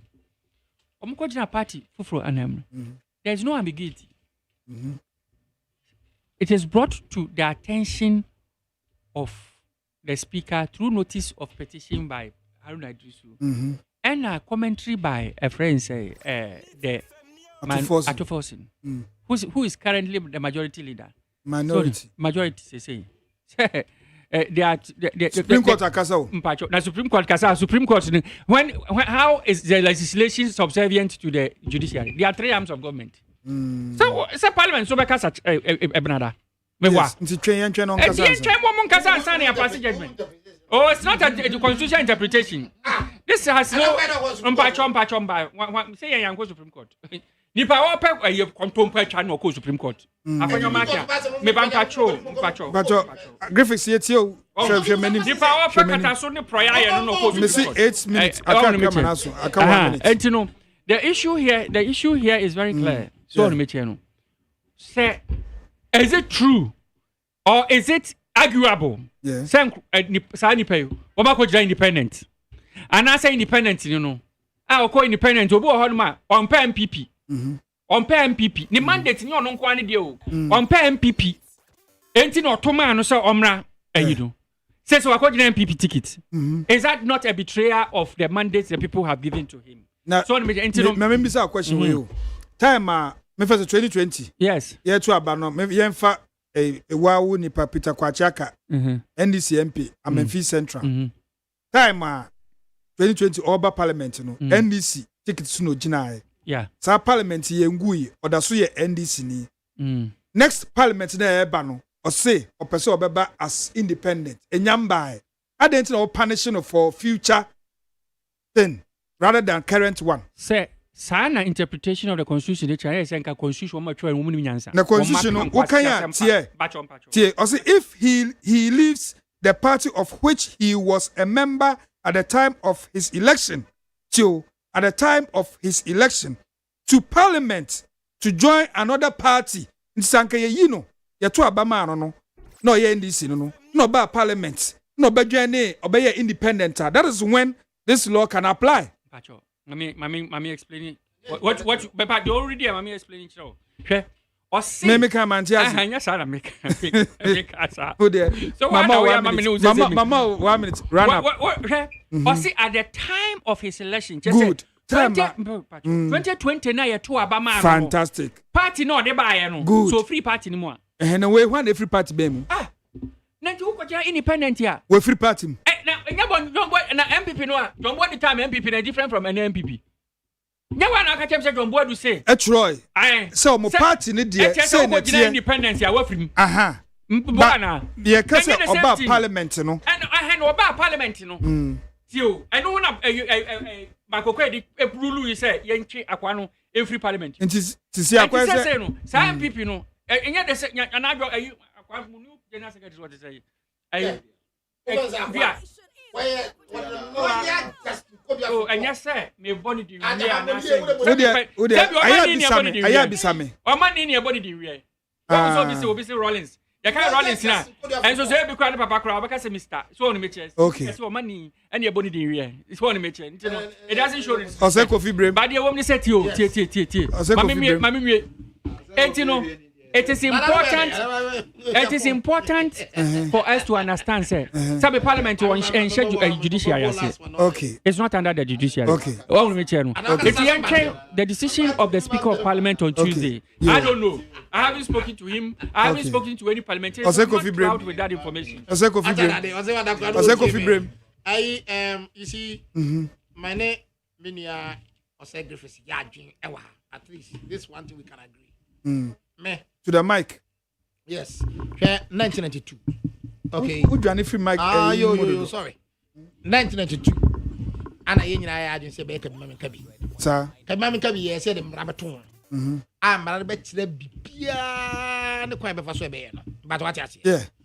Anti Embrano so far 1992 constitutional. Article 96 clause G. 97(1). Okay, number 97. Very good.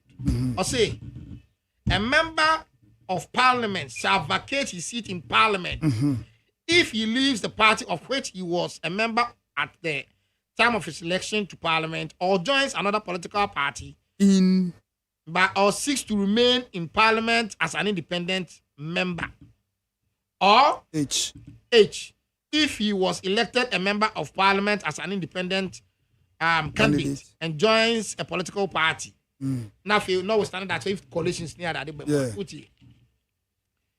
CPP partner down. Say, you talk about a police station executives, electoral area executives, constituency executives, regional executives, national executives. Now you flag bearer, now you parliamentary candidate. Nase, we a CPP ni. Now uko jina abonten. Ebocho boy, Emma party phobia. Hona ye you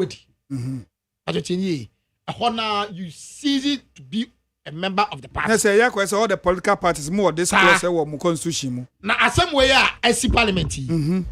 ABC the year 2004 OCPP. Your Great Alliance in 1996. And fact 2000. Tinene MB4 ewo and afaka krama day before bobo any other day. Yeah. A honum and a papa cosindium for the blame and a kodwama. And the party no and to quantity be man on monya hadwen. Satan the deputy or the acting secretary Uncle JB Daniels at Sokoma Parliament. But that's what you who's say Sanko 4 way mono CB before and no monya into don't recognize them. A hono and you almost free parliament until they had to run back to the party and then patch up with the party.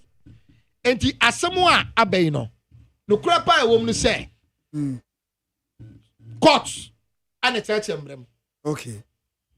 The Mimica idea Sanko 4 and 9. O my imagine say, Omono party, and she mombio no, and Cassadium ran down there. I was by now, no, and Omuni Parliament bio. That's your understanding. That is how the Constitution says. No, you can't say that. But about you, and my catch was what catch was say. And I say, Obi to me, member of Parliament, Opa can be Article 97, no, Article 97 clause G, no, what says. Obi to me, member of Parliament, say, Partia, or Drama to Abba, a man on the bad about Parliament, no, why not you say on a party, no, and I say, so Bassa, quantum cross independent. Now, fed up so join party here. Also, a mandate of the people. No, but what I say, yes. And the Sana party man the Eka. And I would say Sanko for ya come once in Yanoa. Sanko for one say, they say no, I'm political parties, no, any check can be a view. Almost some quantum crop, my boy, and sanity. It's opposite. Omoka wa hinso mo ni party ni twaka bi. I say na one male lady say Morris. Morrison. She's going independent. Oko independent. Now we go independent our political party name. Everything can do. Party na we free mo na say onye MPP. That one I didn't say. Tell you. Party no we buy no Morrison parliament no. No MPP ni. What I say, I don't know me agin to mu say we rubber and mama bibi mama come kakra. According to the Political Party Act, Act 2000, a political party shall sponsor an individual who may contest as presidential candidate or parliamentary candidate, and when wins becomes the president of Ghana or the member of parliament. But according to Political Parties Act, political party and the sponsor go individual no president and I say exactly. Yes, and Ghana man so at say because on this Political Parties Act, so political party do basa. ODAME political party and do se kofiaba na say me say ODAME et party nim the way me ne nya adwene entimaja party no a ho no a no esa se party na ODAME buy no enye sa party no ana me ne wontu no me sisi say me member of parliament it is in court 97 ho but what I say sa no say me so me ba na me kwantren kwa independent ana me am say oh the way I tell ODAME atiso to the party no me ne je ho enti me say me join chairman ODAME party no some imagine say may independent parliament na bia babia chairman ODAME comfort na matrawo as independent bet matrawo na mom so betuma no mutuo say e free no kroi menye content kro na mom me ya chairman ODAME party badia ene menye member of parliament bio I was some come comfort no ho na me ko ka tell say no me ya chairman ODAME party ni menye content kro no mbeto amamia omoto mamia me samra so ana se me party no a ede me bae no so no se me kasa vie me party bi o me kwakwantre kon so a o so me ko na me party for the gibitum this is the law but say the name sika no samra parliament say parliament na wie no mo say samra we no o ma tworo ye nyina ya kenkan a yetimi ete ase na mom ni ntire mu pa de tedi o say betiasi ye pa de ya fa go Supreme Court o we say they say when and this for the American constitution way in 1992 I'm on the Troye it was the Provincial Defense Council PNDC what I say and the forming the Consultative Assembly and what I to go to supervising my before before my fan count what that no ma bane what I say until yako Supreme Court eti omo aka asem say ya tworo what I say ya so ya tworo say misunderstanding be bad edu dey tell you ya say within the ODAME but what I say ODAME na mom say within ODAME no ya be say body e pa dia e go busa kwam despite eti akodo so say ODAME no only e mo enti dame a dame but what I say it's final so that say eti in as matter say the constitution is glaring for all of us to see written black and white say the president no mo na mo sa ka say ye penintire mu dia ye ko Supreme Court and the Supreme Court say almost so ekin card dey hwehwe ni o ma no and one thing about court I say ye can say court be bu asem a ene bi wo ho mo a court no hwe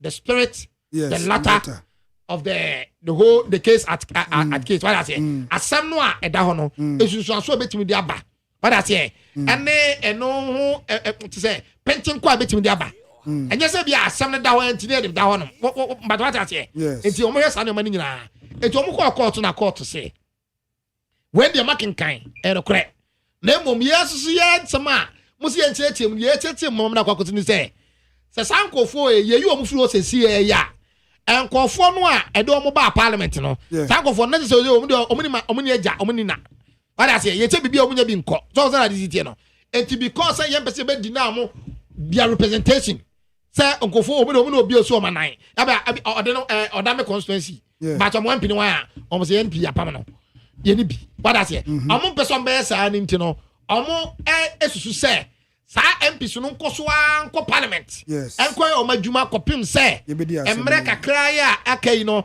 ye de bedi asem no na say bi ko e be kwa akoto aba na bibifo be sie enti this is also a call to a talent. The constitution of Ghana no ata be person amende na ne maybe one my clear no the jiri se breadu se sa no se kan yi all right maybe one way 8 minutes why are the pepe na now say kwa mi adede Yeah. 4 MPs. MPP 4 3. And NDC ni 1. Nti amazisi a NDC abe majority. And MPP abe minority. And after your market say on tia said that. Journalists be craft friend say former majority leader say hey. When Aden policeman. Aden na obeti mi post so. Pacho adaroma. Nti me yenti o. Na mada wase madam inu anom so ase. Pacho kasa good mic no mama. Mada ose kofi ase kese pa. Aye adwuma ni nyina. CPP for nansan metimi hu se omo asem ka no. Emu do. Na the anti American star ni say ye call iPack na the ba TV so ma Ghana for nyina hwe bi no.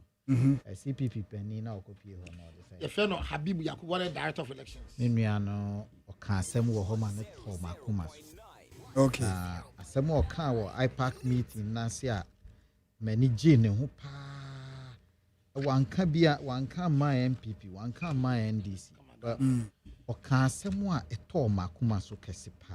No say the NDC is using a system IT officer no or say congratulate the EC for listening. I congratulate the EC for listening. Or say we have always attempted to demonize the EC.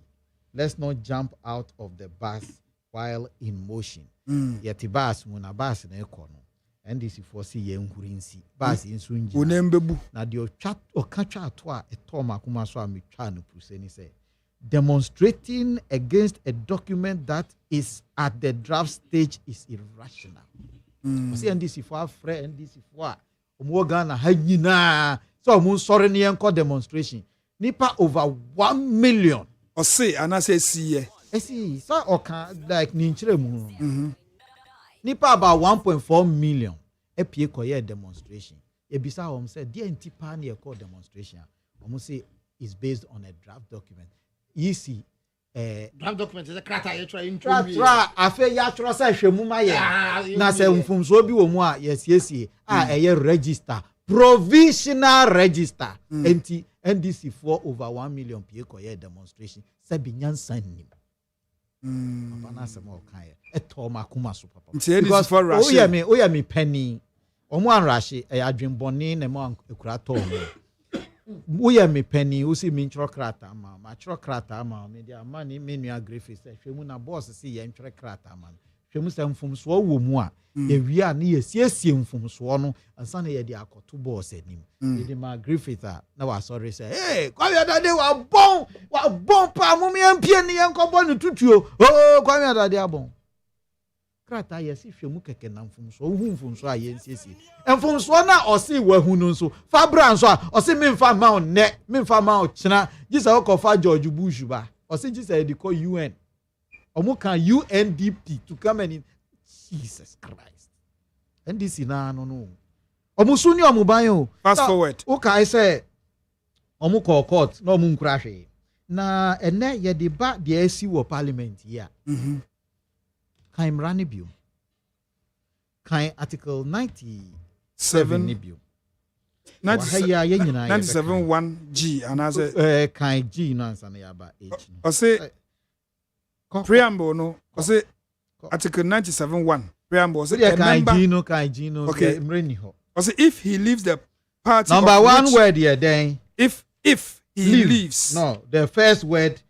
Who came ra West be wo mo ehu hia pa leaves that is ko hu shall ko na ehu hia pa good na say if he leaves the party of which he was a member at the time of his election to parliament to join another party, so the first word near leave, seeks to remain in parliament as an independent member, so he leave or H no me nkwana me percent G na okay or say say obi eye MPP ni or parliament wa MPP din mu no free MPP mu a o free MPP mu a onye parliamentarian bio me pa cho MPP for me no na ya ba o din Cynthia Mamle Morrison ene owura hwan ba akudi mami okay MPP for me no mienu na ya ba omudi no Kodwo Asante Suhum constituency omo aka akire wo se omo afiri MPP se per MPP constitution so no unya yes wa aka akire wo se me free mu omo aka na da in the sense say notice of poll no omo boso omo kan na da ben e wo hin na ogina hin omo kan ye because ye hu say notice of poll so e ho na ye ka say speaker Bagbin na nko ye mra nim ni wa ye mfumso kese na so no so okenke o kan notice of poll mra na me di ye adwuma mra na wo kan ma ye nsesi anesi se me free party ni mu a se me free mu a me na me ka se me free mu de sida president e wo ho ye wa yo sei ni okay osore parliament osi parliament ya ye timu yi okay me ena me ti NDC for side me nko me ni NDC for to nkwanta ene ayapai tintontan ye twam wa nantia free NDC for ho aba MPP for ho osi free neko me ni MPP for ena ebeba kosiata nti say na nkase say esi eno ni de edikan wa free mu waka say me free mu wo mo a wo bo omudi omo mba mbe kan kire o say be free party ni mo ene on kan kire o say wa ko join ni MPP ko check MPP MPP constitution no wo be MPP ni a say onyi ye card bearing member yes papa ya ye kan ni ho asemi esiama o ye card bearing member say no ye card joko ye sisi ado ya yi wa ye yi na di o ye card bearing member me ni o ka say we are talking about today not tomorrow today see how say ni card no on family party no ntwere krata nyi na di it is speaker Bagbin e dey na ogina so they can say we leave okojina statement of polls na for 2020 and for 2024 it is 2024 about one no beto abade yi parliamentarian for 2025 yes in who be catch me say statement of polls na ye dey ko to aba ama 2025 na wu ko hu ye no ochina medi fufuo na ene amedi banku amedi ti ha ochina medi fufuo no medi fufuo na me yembe keka me ochina nti say onu meduro nti me num ye funu duro ni sese ayeti ha ya odame say enu so nto asumu eno na speaker ni ye o se pa ma me ne we who statement of poll e kire say ye to aba no 2024 de yi nipa for 2025 na ma me ne say 2025 de me manfo yi me ni MPP to nkwanta ya pai na sese a wo 2024 ti parliament no ye den na wo ka say o ka say 2025 ye to aba me ni NDC MPP to nkwanta ya pai na 2024 ne de me ma na dura no nti eba ne sen na 2020 de no 2020 obi bisa me ma obi abisa ma me kire tiefo mu ye me sere mu yi mu asum na mu ntie ni ye 2020 nti na me bisa say leave no ye ti ase de ma free mu yeah say me free mu ma beka ho ma free mu na ma beka ho say amini wo ka say MPP for na omo ye ka say omo free mu no 2020 no ye see ye ni say yani ankasa ye general secretary ye friend John Bodu fa ni krata atwe ni pen tin twere koma parliament say papa ni ye yi na di on kan ye ho bi anti this time Arabian throw inti edamu no 2020 de no ye say ye yi na di ene inti ye yi na di na leave no aye adwuma ne okay we no ma me ne si mi nya me kwantin kro 2025 obi ayi na di no elections no meant for 2025 election yeah 2024 in here no inti who ko win who win December 7 who can parliamentary not on say parliamentary on say hey me win about the master pie na me say eh 2025 enchiremu awo mu no ba ko no ya twere letter ti say wayo say ni die no o sore nne say me na me kan ye me ne moto nkwanta ya pai ene ya no tu anamo free ha ekogina ha ene aye adwuma nti nkrofo ya tiefo amutie mi nkrofo ya ye bo omudin nyina se ba akukura sore ne na okoka se free ne me ni MPP tu nkwanta ya pai me ni NDC tu nkwanta ya pai me free ne me nya independent biomu a ene Bagbin hia obi a nkyere mu na odi yi na di nkyeremu no nie nti sɛ wo dwene nti adɛn na MPP this time around 2020 mo trɔkɔ adɛn this time around mo trɔnkɔ na yɛsɛ ɛsɛm a obisa yɛ bi deɛ si bible mi ni bi na obisa yi papa no ne ba no bisa no sɛ na deɛ ɔno gye ogya padeɛ de kɔɔyɛ ma ɔkɔ sɛ ne nyinaa ɛkɔyɛ yɛ ɔba yɛ deɛ wato party ama no anaa nyɛ saa na si ba saa na si ɛdeɛ mu ayɛ na ɔde ma no etio wo deɛ woyɛ de hyeɛ dada yɛ wo nua no na wabɔ kɔ afei na waba fie yɛ nuanom yi saa bere na yɛn deɛ me deɛ megyidie ni sɛ yɛbɔ mmɔden sɛ yɛne ɔmo bɛkasa ma adwensakyerɛ aba sabri ya ye ni omu kasa ma adwin sachira ba sabri ni yekobo ni yem blues sabri na usi nukoto sabri na upai na ni so that is the difference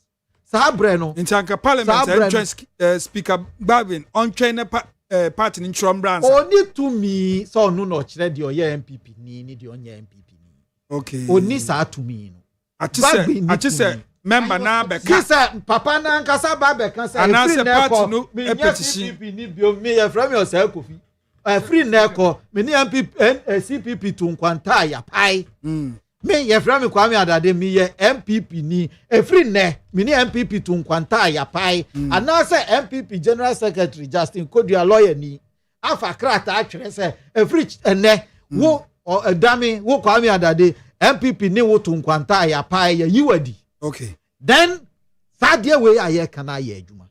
Sese ya and this for adwin boni nti. Pagbin sorry dakura na ni referee so ye speaker. We speaker obey referee. Referee no free Ghana kura na Ghana ni Togo e bo a ye se gina mfimfi. Pagbin akofa NDC atade ahye.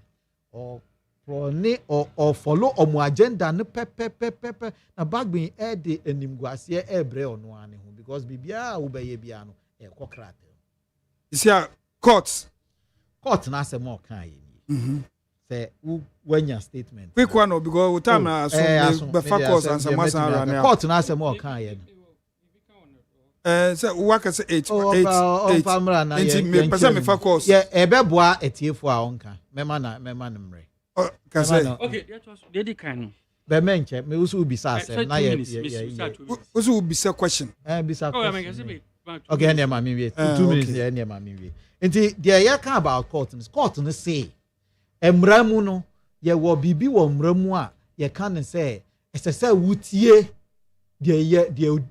they were not heard the other party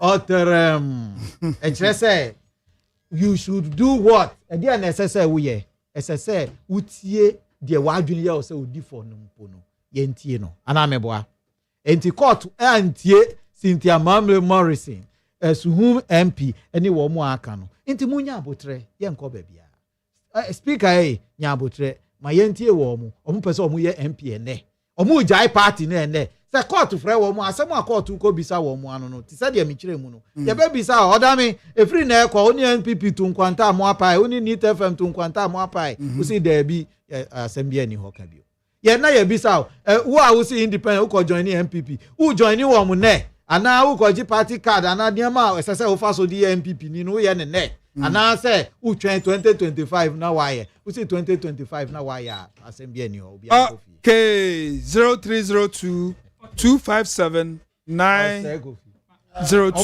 and also say 0302 243 540 Fred na yanji wadwin chete ansa na ebedwafo nso arane up hello Papa, good morning. You so chief but your frost and okase free The the champion of saying Adam Sam me ashama many opportunity there yankwe abi on Abu Joshua midu akamba obi amencha na mencha on Abu Joshua mencha ojo ashama opani the American nyina ne say MPP aban wo ma be collapse Ghana opani yenti krom ha na Ghana for na president Akufo-Addo wo pe okonya o pa che Ghana for nto abama no mi busa se president Akufo-Addo ni wuro fi ana na asase ni wuro fi na asase ofa anyama bi koso okrom ha ya nsola anyina o man ni se o man panyi president Akufo-Addo abese o man no abosa akese papa yi say na ebusa se obai wadi sa abosa ne so ana aban we wokoto kenke 1 cedi ye buta se ne kenke wokoto kenke unkura 20 cedi se wontimi to any place etime fa na aban we di yakọ be de me ka che Ghana for na say okay hello Anka wo so pacho e frost o kasa free. Ne bonsu. Ne bonsu. Kuma pimpa apembeba. Na pimpa di akire kia asamwa yi nko. Ba yi nkare. Oyin ba. Para mo mi lo ya kwa mchia. Ko mi tazo. Ufole chema na sanso mwati edumura. Eka kila me kan say. Someone ye can 2 months election. Elesi majority, wait minority be bien one but me. Aga sanema. Oyin ba. Ene so kana ka. Na wo ko free SHS. Now, what can you hear? Beautiful champion needs to be because on my any education, on my test a woman, if the Ghana for the side, 10 people who are paying more, Banity, on my new photo, if you educate on my penny, I could for the Ghana for education, 20 year cost support, Dr. Mamu Baumia, said the very Jumapa, on my end, a baby, okay.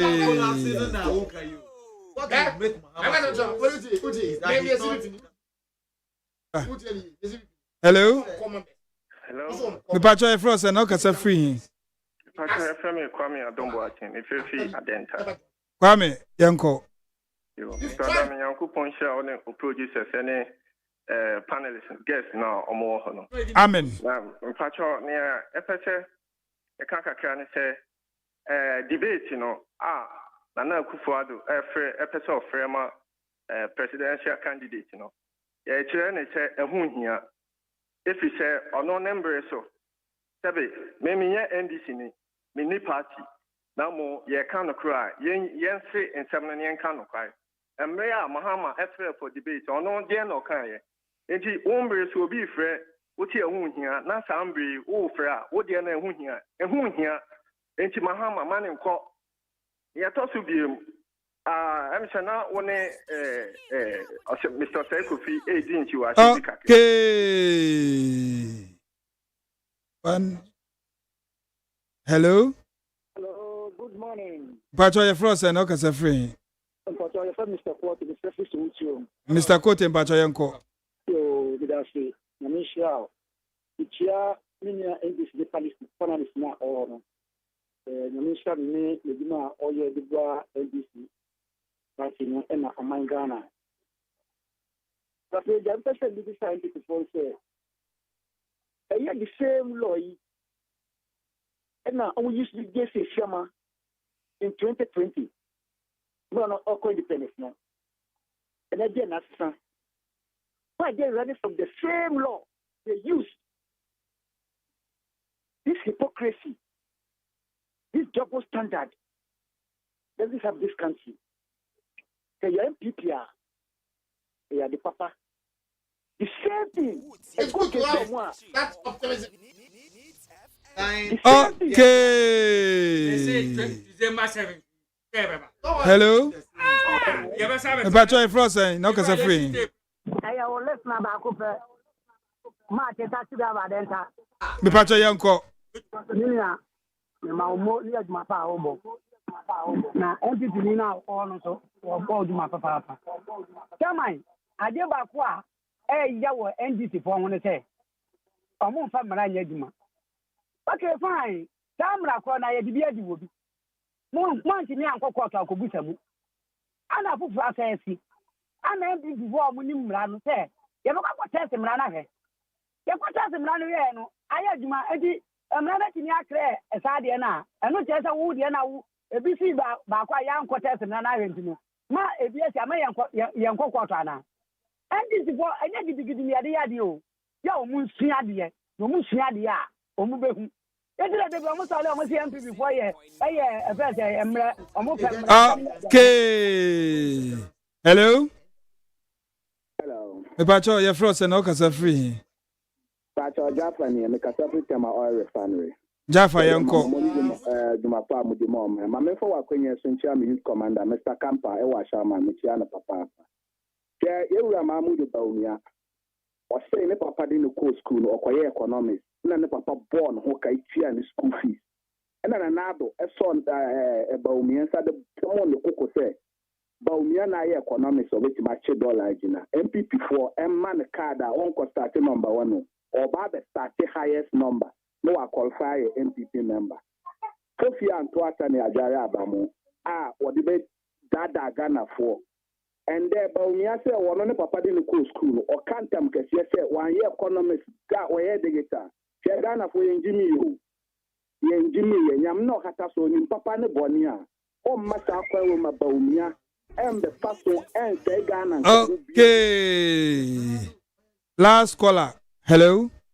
Hello. The Patrick Frost and August are free here. Yes, sir. Alex Kokuta and Fefi dance my black my west. Bra Alex Yanko. You me da senage my palm way. Kakra me can say.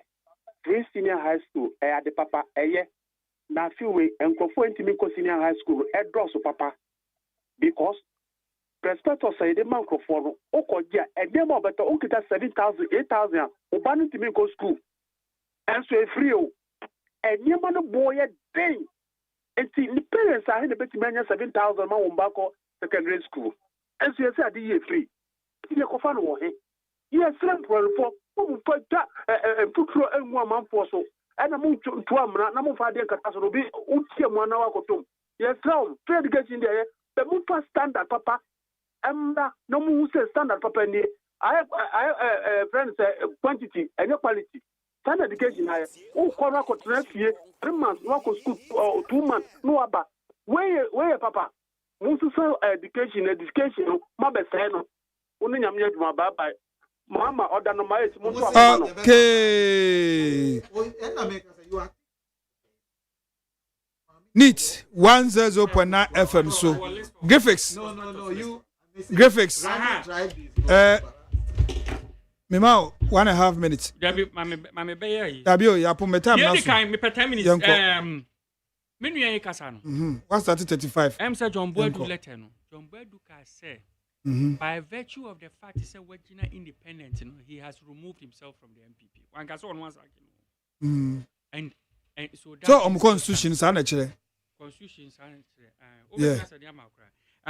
and he has removed himself from the MPP. The same MPP near New Moody and Kutahu say. And by virtue of the fact he said Wajina independent, he has removed himself from the MPP. That same thing holds today. And so Ochokoma Parliament, yes. Yeah, but the point is, Ochokoma Parliament, one can say me my inadi. Yes, I know kind. Or say one mono by their action so marginal independent, With him. I let a mess and a copy amount. I have it. Good. Or say per that action, what may you own free MPP? Let us say independent no Makojina, what may you own free. Okay. And you know, leave no minianecano. Last letter no. Letter is still holds today. The fact is that marginal independent no notice of full about out no. Or may you own free MPP. Simplicity. Constitution no so say. So we you free political party do buy moi. I was say you free parliamentary citizen so. As a Chinese say, obi kura to abama on be a party nti no day or to the man wo. It is a breach of contract with the people. They make out as yes. Enti no enya abronko ena dey dokununko. They make out as say beka no kura Ghana ha. Enya abronko ena dokununko. We have to understand the thing very well without any political party coloration. Okay. So no I say yeah, Colano, say, one make no. A year fidie na you no. I say, Yamin Chadia, and this a friend say majority in parliament. No, say, I'm a one more. I see him. Anna, one more person or more at Danny Brofono. Okay, so I think that has to be made clear. Number 2, I see if you know, can say a draft document. Nah, yes, yeah. That's not what the point. That's not the point. I think she misunderstood what the NDC stands for. The issue is system no. Emma Quine say, ultimate transfer abra won't fingerprint and go to me. Now said you'll be deaf here. Sani payetimi transfer no free one constituency to the other no. There's a system, no problem. Be home. It's usually making sure say it's not even against the document per se. It's against the system that produced the document. But some most of forensic audit. Not of the register. UNDP. Not of the register. People don't understand that. Voter register, forensic audit. That NDC statement, no. That is the no. They didn't say forensic audit of the register. When we say we should audit a system, we should audit a system and get the register. And the audit, my friends say, I mean, I have friends say I've done some work in computer forensics. So the issue is that issues no more raise or let them know. And register issues. A system function issues. Yo, minua, call us no back now. Me de madwene besi ni so tia. 1.5 minutes. O can say, uhia 7,000 na odia ama obi akọ free SHS. Niama ewo prospectus no so ne ebi a handkerchief. Sardine. Handkerchief dodo saying. Handkerchief. Sardine. Sardine dodo I'm saying. not interested in the. I'm the me person me chere ni say. Niama or can say aban ababe Jimmy tax. Say or the behwe yen nyina yen kwala school. Tax no obeje ye no. See or the betua ni school fees. Obema ni school atade. Obema na aduane adi anopa wie enwumre. Obetua ni light bill. Obetua ni water bill. Obetua ni light bill. Obetua ni water bill. Esi school atare ka ho. Ensu a obenum wo school mu ho no. Aban de bema no. Aban bema no book de. Even ceremonial cloth crack ho. So ama na dan ya atenam. Ama na dan ya adam. Niama na aban ye ni nyina. Ma me bisa grief say Asem. Na o ma no go school back. O ma mi we. Oda me list ni wa ha. Dabi any list no. Any your prospectus o. Pressing ayo nyina ka ho. No, any your wait. Any your prospectus. Niama aban ese obeya ama wo mu nyina. Ye nuanom NDC for say. We nyina aban aye enso ani o. Na aban santo handkerchief ma nkwala no. Onto sardine fangu omuchobos mu ma wo mu. Aban enma enkwala yi a omu ko school yi. Sa 7,000 no niama ye di ye ni o. We ye fanto supporter enka ho. Ye beji mimi tax ento supporter anhye wo ba. Na aban enma wo lorry fare di be free fie. E di asan ko school mu ho. Ansa na aban akotua ni school fees ama na aduane di ama na diadem, atua ni light bill, atua ni water bill, ama na school atade, ama na textbook, ama I minua NDC for gumu ho ani mu ase dodo. Hami but my yanka asem oh ma minka asem da time na so ose kofi unimani ni yenso ese me to million ni here because call na wo respond to ose kofi yanko me asemia even say we are making 1 minute many agree so any NDC for omo ya de bi ya yet computers please stop that mo da bi asana mo tie uji meet you many agreements ne NDC for ya de bi ohun sade no oso mu jai tie me pesa sem on record oso mu jai okay me so asem una yes ntwo me ntwo ni NDC ya transfer the vote every NDC headquarters e dey akobujumburu ana what is NDC as a party ya transfer the vote dabi it's what are they crying about sade na mo ye no I'm for Ghana for Sabi. Yeah, I'm crying bia na enim nyanza bia o. Na say Ghana ni na you transfer the vote. Exactly the point. It's Ghana ni na you transfer the vote no. He has the right or she has the right to take the electoral commission to court. Okay. NDC any local so bia. Omuni to me bia. Omuni asem kan bia say. Ombeka say who ODAME teni o. Who ODAME? Ya say on vote for Peace FM, Meet FM, and ko Peace FM. It's because of that you go demonstration amount. Who ODAME no ya say who vote no a. Won electoral commission na won kan tie no no. Won na wo kwan say. Say who your stronghold. Nti say omo boa. E pato uje and non fallacy. Enya de afa. Uje ni e. Go to me ka say obi na stronghold. The ombetimi aye ne say. The ombetimi aye ne say. Griffiths to way. Na ankoma pa lawyer for. Okay. Na sankofo no omo strong members no me NDC for no. Omo assume electoral commission on behalf of those people. Okay. But what I say? But sorry, I'm not you transfer vote so what? And go for the transfer vote. Who's complaining? Nothing having happened. Maybe I would ever say, you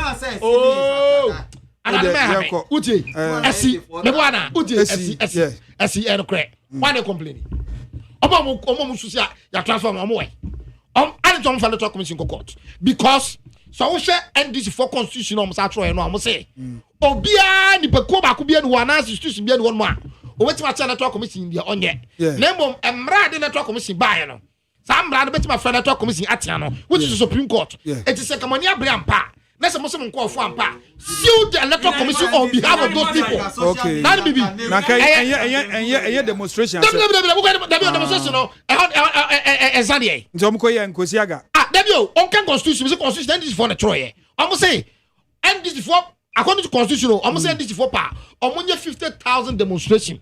Almost say ties. Almost block, almost more qua community that day. Electoral electoral commission they also yeah. They and this for another choice idea. Now bibi. Many year crown. They make a Ghana phone ye. A bread to say yes so CPP. Okay. Ghana for Aswa MPP NDC a free 1992. IMF Kroye, Galamsey Kroye, and your man Kroye. 2024 Ghana for Mundi said the say a yeah, Mount the MPP etimiaye. A yeah, Mount the NDC etimiaye, Timutu CVP. Said the Ekatramono, Yan your papa be on my deba. A B and say, you have a free tertiary education are possible. A B say, you have a share to Galamsey. I said, the Baya, and yes, I say, a come. Osekofi akwa na mote nkano mote ADDO onso de na ose ADDO ena mosate graphics ose kwame sonka enti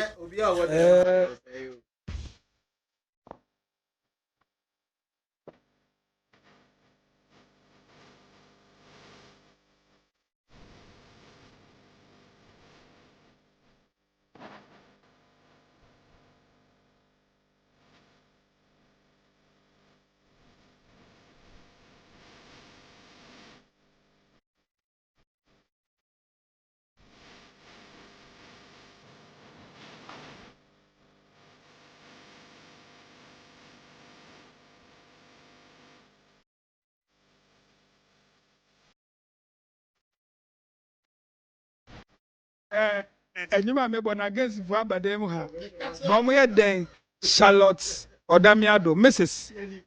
numero 1 obi ani wani obi ani wachi wo kwa na medo enfo bia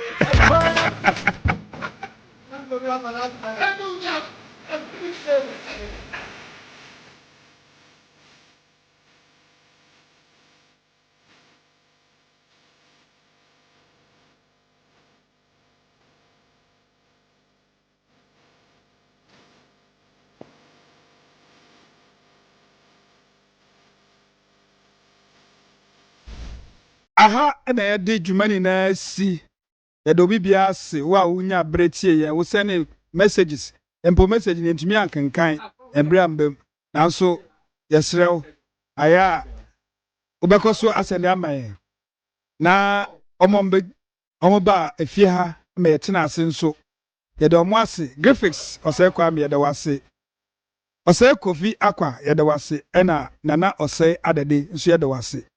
Na last me ka bibi kire se wo tilapia papa ayeso ya spicy ni yie enye yire edia unya du Virgin City unama 7 udu Virgin City a Milton Hotel nchenwa kase ohwehwe wara beba e friend ubedi edibio Josephine ubedi tilapia papa sa also na take wo ho no mo the same place rich and then Queen Esther ukwa be serve enti bombode se obekọ ho no na me producers madam wase Juliana Obin and Francis Kukroko and great Francis edo bibia ase you understand there na yeso isuso ye jawa ma DJ Toxic ono no ba beje utata na ye botu ofa ye de ye kase ye bono abesumo nti efiri ha ye bo nyomde na weekend nti jigidem sa ukọ yi a ya ba ni ye bi ye besi bia ensi yakramo na nyumi mrs me request nyumu we ana me bo ama me yere Charlotte Odame